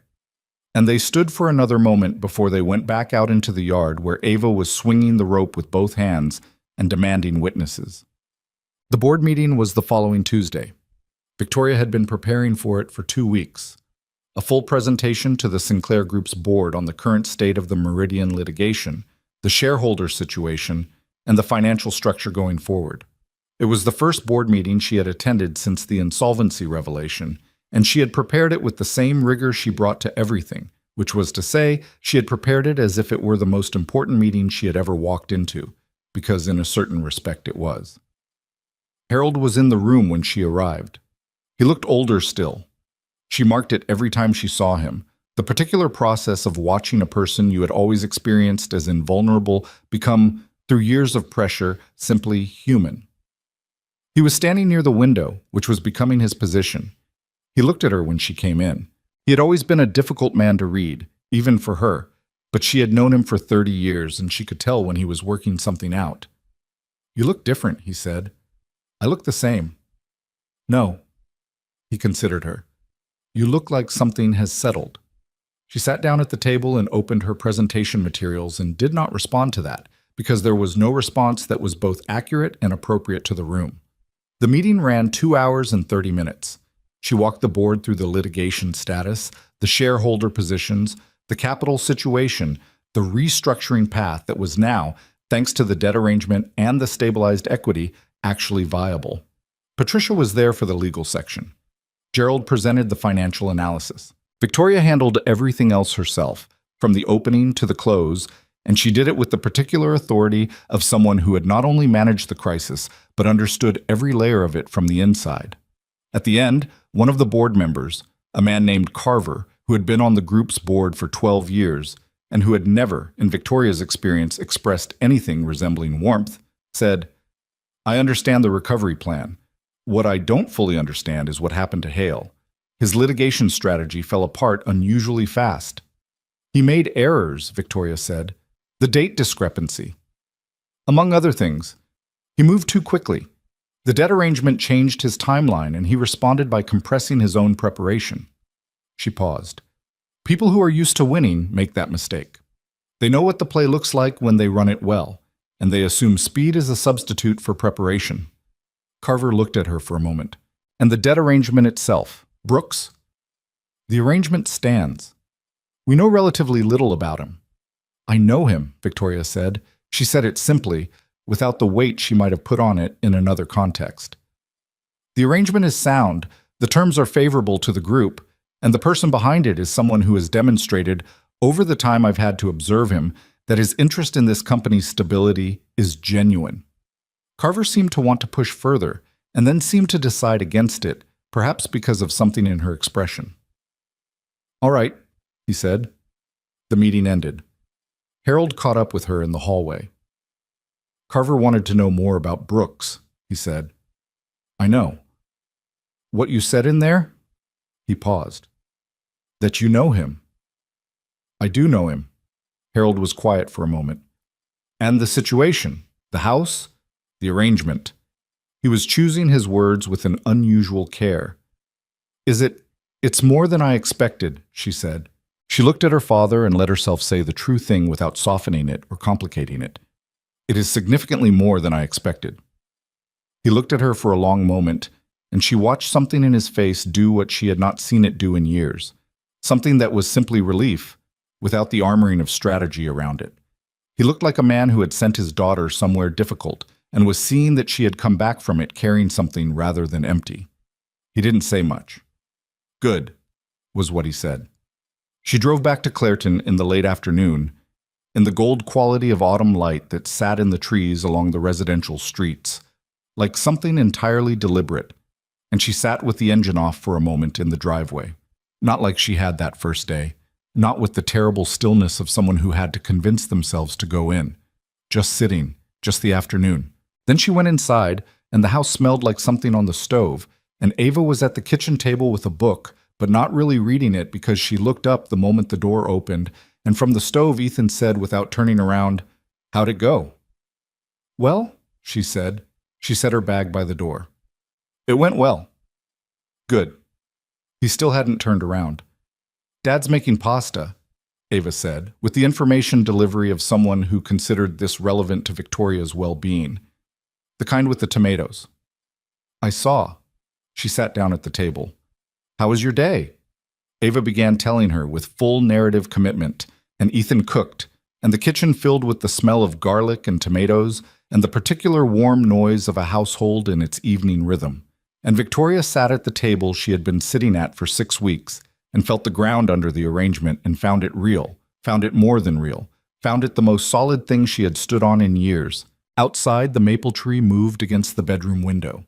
The rope in the oak tree hung still. Down the block, Roberta's house sat in its usual position of watchful calm, the light in the kitchen window already on. She had traded her life for a stranger's house. She understood now, sitting at this table, that she had gotten considerably the better end of that exchange, and that the stranger was no longer a stranger, and that the house had become, without her quite tracking the moment it happened, the place she came back to. Not the arrangement, not the contract, not the 3-month trial period she had proposed in a coffee shop that felt like a different era. Home. The word arrived without ceremony, without announcement, without asking permission. She let it stay. November came in cold and without apology. The maple tree outside the bedroom window lost most of its leaves in the first week, which Ava treated as a personal event worth tracking. She had been checking the tree every morning and reporting the count to whoever was in the kitchen. And the morning it went from mostly leafed to mostly bare. She stood at the window for a long time before coming downstairs with a look on her face that was not quite sad but was something in the neighborhood of thoughtful, which on a 6-year-old was an expression that required attention. "It lost almost all of them," she said. "It'll grow new ones in spring," Ethan said from the stove. "I know that," Ava said, with the patience of someone who had heard the practical reassurance but was processing something else. She sat down at the table and looked at her cereal. "I just liked how it looked before." Victoria looked at her across the table. "You can like how it looked before and still be okay with how it looks now," she said. "They're not the same tree, but they're both the same tree." Ava considered this with the seriousness she brought to things that required seriousness. "That's kind of confusing," she said finally. "Most true things are," Victoria said. Ethan turned from the stove briefly, and they exchanged a look over Ava's head, one of those looks that had developed between them over the weeks, the kind that required no annotation. It was, Victoria reflected, a small and completely ordinary morning. It was also, by any measure that actually mattered, one of the better mornings she had experienced in recent memory. That was the thing about the past several weeks she had been quietly sitting with, the way ordinary and meaningful had gradually become the same category rather than separate ones. She had spent most of her adult life treating ordinary things as obstacles between herself and what mattered, as noise to be managed on the way to the signal. She was finding out, slowly and somewhat against her original inclinations, that she had the signal theory entirely backwards. The final resolution of the Meridian litigation came on a Thursday, which was unremarkable, which was probably appropriate. Patricia called at 11 in the morning. Victoria was in her room working through a refinancing proposal that Gerald had sent over.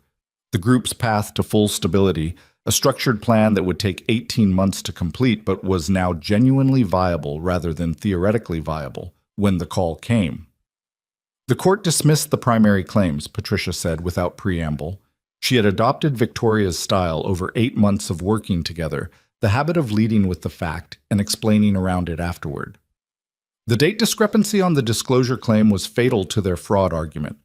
The judge found no basis for the breach of fiduciary allegation given the documentation we provided. Meridian has 30 days to file an amended complaint, but they'd be building on the same inadequate foundation. They won't refile. I don't think so either. The press coverage of the dismissal is going to do more damage to their credibility than the litigation itself. 2 outlets already have the story. Victoria sat at her desk. Outside the window, the bare maple tree stood in the November light, branches clean and patient. And Hale? His institutional contacts are done. The shareholder who was most actively engaged with Corvin has formally notified them of no further interest. Patricia paused, and in the pause, Victoria could hear something that was not quite a professional clearing of throat, but served the same function. Victoria, this is over. You won. It was the first time Patricia had called her by her first name rather than her last. Victoria noted it without making anything of it. The company won, she said. Make sure Gerald knows before it's public. Already done. He cried a little, I think. He'll deny it. She hung up and sat at her desk for a while, not reviewing the refinancing proposal, just sitting with the particular quality of a thing being finished. The Sinclair Group would survive. The work that her father had built over 40 years, the thing she had given up her own path to come back and protect, would continue. The people who worked in that building, the Geralds and the Patricias, and the dozens of people below them whose names she didn't always know, but whose livelihoods had been genuinely at risk, would be okay. She had expected to feel more. She had expected the clean, high satisfaction of a major professional victory, the feeling she had known after previous wins that lasted for days. What she felt instead was quieter, more like settling than elation, like a tension she'd been carrying had released, and underneath it was not a rush but a stillness. She went downstairs. Ethan was not home. He was at the garage, a Wednesday transmission job that had carried over. Ava was at school.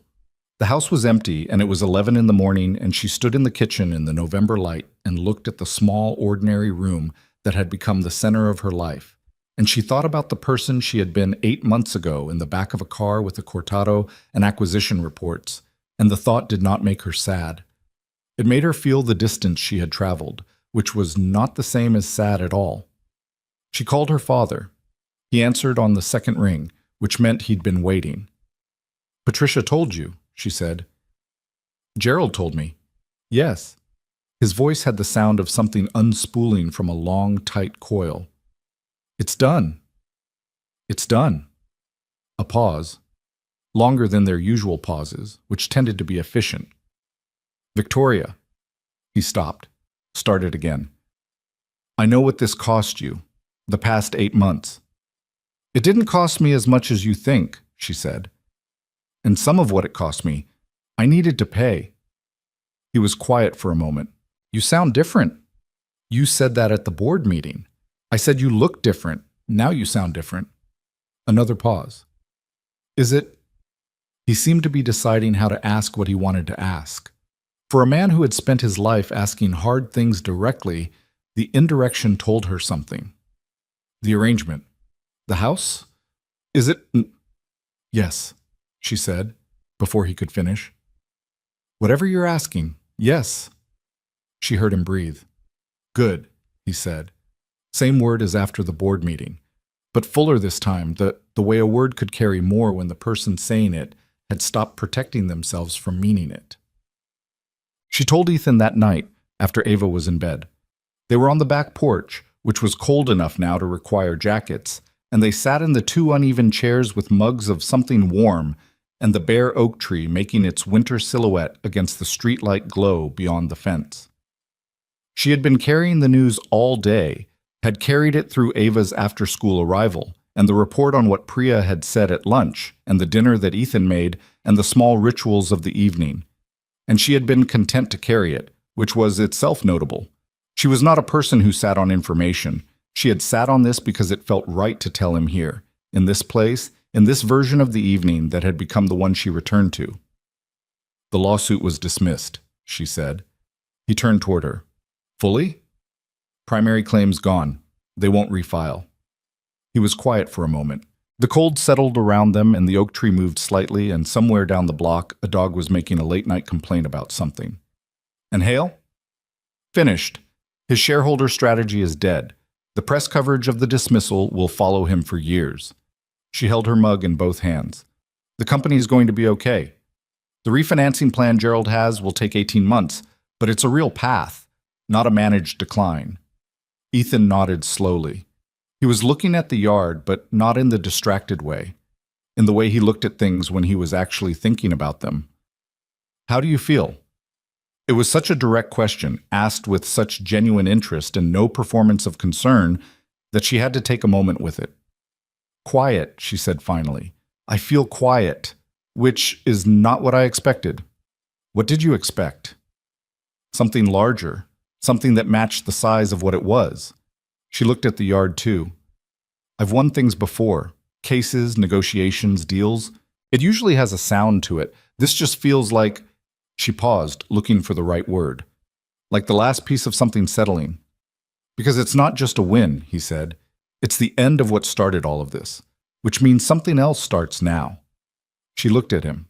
He was still looking at the yard, but she could see his profile in the dim light, and she knew him well enough now to read the quality of his stillness. Not distant, but present in the way he was when something mattered. Something else, she said. Yeah. He turned to look at her. What do you want that to look like? The question landed with a precision that made her understand he had been waiting, with the patience she had come to know was fundamental to who he was, for the crisis to resolve before asking it. He had not asked it when Meridian was still in play, had not asked it when she was running between this house and the group's offices. He had let it wait because he understood the difference between what people said under pressure and what they said when the pressure was actually off. She appreciated that. She appreciated it more than she could have explained to anyone who hadn't known her as long as she'd known herself. I don't want to go back to the 31st floor, she said. It was the truest answer, and she said it simply. I thought I might. When this was over, I thought I would feel the pull of it. I don't. The Sinclair Group, I'll stay involved. The refinancing plan needs managing, and the board needs someone who actually understands what happened this year. But I can do that from here. She looked at him steadily. If here is still... Yes, he said, with the same directness with which he'd asked the question. Here is still. The dog down the block had stopped its complaint. The yard was still. Somewhere in the house above them, through the back wall, was a room where a 6-year-old was asleep with her stuffed bear and her finished space shuttle on the dresser, and her drawing of Roberta's cat on the wall, sleeping with the complete and unguarded unconsciousness of a child who knew the house was full and the night was safe. Ethan reached over and took her hand. Not the brief, careful touch from the kitchen table weeks ago. This was the whole hand, held, settled. She did not move away from it. She sat in the uneven chair in the November cold with her mug of something warm and her hand in his, and she looked at the oak tree, and she let herself be where she was. There were things that didn't resolve cleanly, because real things didn't. Her relationship with her father remained complicated. Harold Sinclair was not a man who became simpler at 70, and the habits of decades, the distance, the communication through intermediaries, the emotional labor he had consistently declined to perform, did not dissolve because his company had survived a crisis. She had a conversation with him in December, in his study, in which she told him, as clearly as she could, what it had cost her to grow up in the shadow of a business rather than a parent, and he sat behind his desk and listened to it, and he did not defend himself, and at the end he said, I don't know how to undo what I did, but I'd like to know how to not do it anymore. It was not an apology. It was not sufficient. It was, for Harold Sinclair, the closest thing to raw honesty she had ever heard from him, and she was experienced enough with imperfect people to understand that you worked with what was real, not what was adequate. They were working with what was real. It was slow, and it was not graceful, and some days it felt like very little, and some days it felt like more than she'd expected to get. Ethan's relationship with his brother and the Caulfield firm was its own ongoing texture. His brother, a man named Garrett, who she met in January at a dinner that was stilted in the particular way of family occasions carrying years of unresolved weight, had opinions about Ethan's choices that he managed to make clear without stating directly, which was the Caulfield family's apparent mode. Ethan received these opinions with the equanimity of a man who had made peace with his choices and no longer needed anyone else to make peace with them. She watched him at that dinner and saw, with the clarity that only came from knowing someone well, that the equanimity was real, not performed, not defended, just simply his. Afterward, in the car, she said, "Your brother doesn't approve of the garage. He never has. He doesn't approve of me either. He'll get there, or he won't." He glanced at her. "Are you bothered by it?" She considered honestly. "I'm used to rooms where people are measuring me. At least he's direct about the measuring." Ethan almost smiled. "You two might actually get along eventually." "Let's not get ahead of ourselves," she said. And he did smile then, and she looked out the window at the winter streets and felt the warmth of him beside her in the car and let herself have the warmth without making it complicated. The question of Marcus, Ethan's attorney, the voice from the phone call that had started everything unraveling, resolved itself in a way she hadn't anticipated. Marcus was a small, precisely dressed man who appeared in their lives in February to review the annual trust documentation, which was apparently a standard process. He arrived at the house for what she'd understood was a brief meeting and ended up staying for dinner because Ava, who had been told simply that Marcus was someone who helped her dad with paperwork, decided immediately that he was interesting and began asking him questions about what paperwork was like, which Marcus answered with surprising patience for a man who appeared to conduct his professional life at a pace that had no room in it for 6-year-olds. Victoria watched him over dinner and understood several things about Ethan through the lens of his long relationship with this man. Marcus had been Ethan's attorney since before Claire died. He had watched Ethan lose his wife and raise his daughter and run his garage and sit on money he didn't use and rebuild something quiet and real from the ruins of a life that could have gone several different ways. His protectiveness of Ethan was earned, not assumed. His skepticism of Victoria, which had been present at the start, had been earned too. After dinner, while Ethan was putting Ava to bed and Marcus was collecting his files in the kitchen, he said to her without looking up, "You stayed." "Yes," she said. "I didn't think you would." "I know." He looked at her then. He had eyes that assessed without warmth and delivered verdicts without appeal, the kind of eyes that belonged in courtrooms. "You're good for him," he said. It sounded like a judgment he had resisted for some time and had finally stopped resisting. She didn't say anything effusive. She said, "I know that too." He almost smiled. It was the most she was going to get from Marcus. She understood, and it was enough. Spring came back to the maple tree in the way spring always came back, without asking, without drama, just the slow return of green along the branches until one morning you noticed it was there and you couldn't say exactly when it had started. Ava noticed first, obviously. She came downstairs in March with the news that there were leaves happening, and the announcement had the same energy as the first morning of any event she'd been waiting for, which was to say it had a great deal of energy and required everyone in the kitchen to acknowledge it. "I told you," Ethan said. "I know you told me," Ava said, with the patience of someone who was conceding a point without letting the other person make too much of it. "That doesn't mean it's not exciting." Victoria was at this table with her coffee, and she looked at the window, and she could see it from where she sat, the faint, tentative green along the maple branches, the first suggestion of the leaves that would be fully there by April. She sat with her coffee, and she looked at it, and she thought about the first morning she had woken in this room and seen the maple tree without knowing it yet, without knowing any of it, just a stranger in a strange house looking at a tree through a window that looked out on someone else's life. She thought about the things she had believed, arriving here, that ordinary was a step down, that simplicity was something you settled for rather than something you chose, that the measure of a life was in the scale of it rather than the depth. She had been wrong about most of it.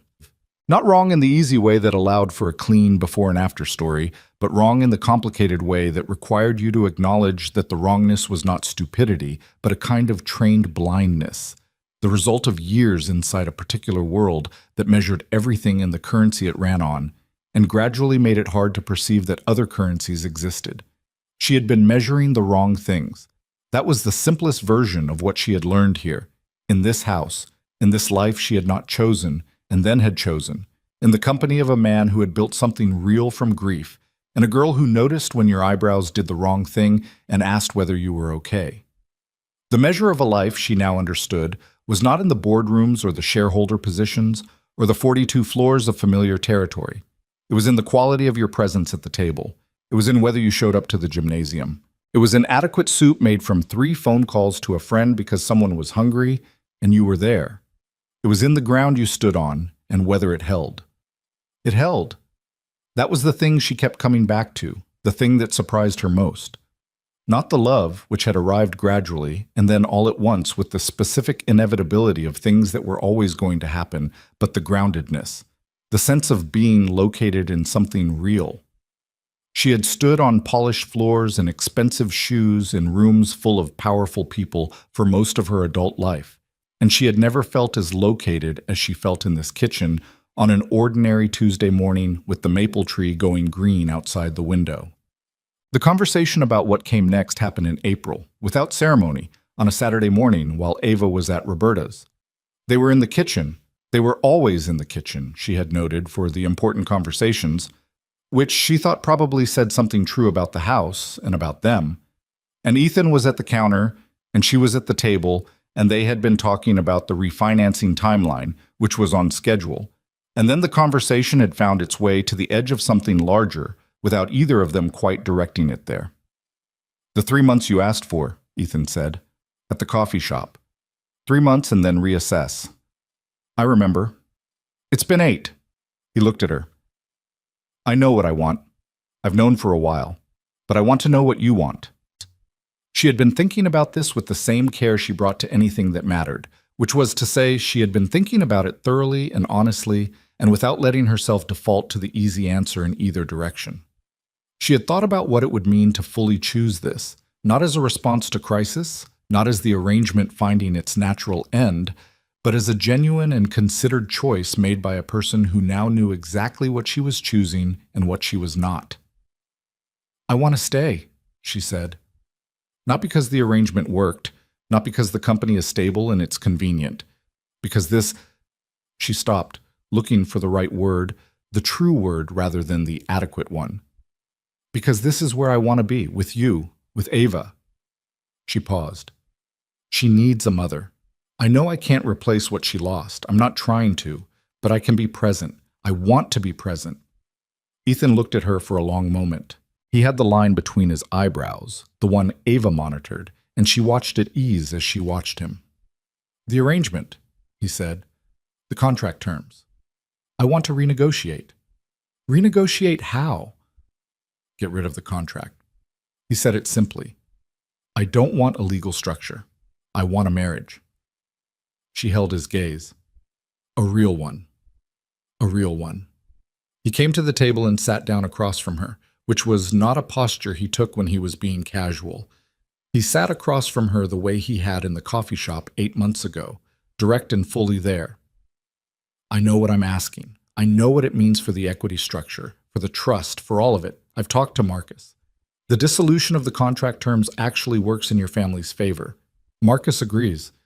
This isn't a financial play, it's just—" He stopped. "I love you. I've been trying to find the right moment to say it simply, and I don't think a better moment is coming. So, that's what it is." She looked at him across the table. The kitchen was ordinary and bright and smelled like coffee, and outside the window the backyard was doing its spring things, the oak tree fully leafed again, the rope hanging still, the tilted basketball hoop leaning at its permanent approximate angle. She thought about a purple horse that could fly but didn't because flying was scary, and a 6-year-old who had said maybe it just didn't feel safe yet. She thought about the ground and whether it was real, and the fact that she had said it was real and had been right. "I love you too," she said. "I have been terrible at saying it, and I am aware of that." Something in his face that was not quite a smile, more than a smile, less composed. "You're not terrible at it." "I'm working on it." "I know." He reached across the table and took her hand the way he had that first night on the porch, settled and sure. "We have time." They sat at the kitchen table in the April morning with their coffee and the ordinary light and the tree doing its quiet April things outside. And there was nothing elegant or extraordinary about the moment, nothing cinematic or performed. It was just two people at a table, holding on. Then Ava came home from Roberta's at noon with flour on her shirt, which meant the biscuits had happened again. And she came into the kitchen and stopped in the doorway and looked at the two of them at the table. And 6-year-olds did not miss things, which Ava had demonstrated consistently. "You're both smiling," she said. "Are we?" Victoria said. "Yes. The same kind." She appeared to think this required investigation. She came to the table and climbed into her chair. The chair in the middle, between them, that had become hers by the same organic process by which everything in this house had become what it was. She looked from one to the other. "Is something happening?" "Many things are always happening," Ethan said. "Dad." She used his name the way Victoria used Ethan's, but with weight, with the full force of a person who required a real answer. He looked at her. Then he looked at Victoria, and she gave him the slight nod that meant yes. "Victoria's going to stay," he said. "Not for a while, for a long time." Ava took this in. She was quiet for a moment, rare enough that it had a quality to it, the stillness of a child processing something that had weight. Then she looked at Victoria with her direct, unfiltered gaze. "You're going to be here," she said. "Yes," Victoria said. "I'm going to be here." "For real." "For real." Ava nodded slowly, and then she did something that undid Victoria completely, not in a dramatic way, not in a way that required any particular moment to mark it. She simply leaned over in her chair and pressed herself against Victoria's side, the way she pressed herself against Ethan when he came home late and she'd been waiting, the way she moved toward things she trusted, and she put her small hand on Victoria's arm and stayed there. Victoria looked at the maple tree through the kitchen window, fully leafed now, different from how it had looked in October and in January, and exactly the same tree. She put her arm around Ava and held on, and the kitchen was warm, and outside the world was doing what it always did, indifferent and enormous and full of all the things that could go wrong and occasionally didn't.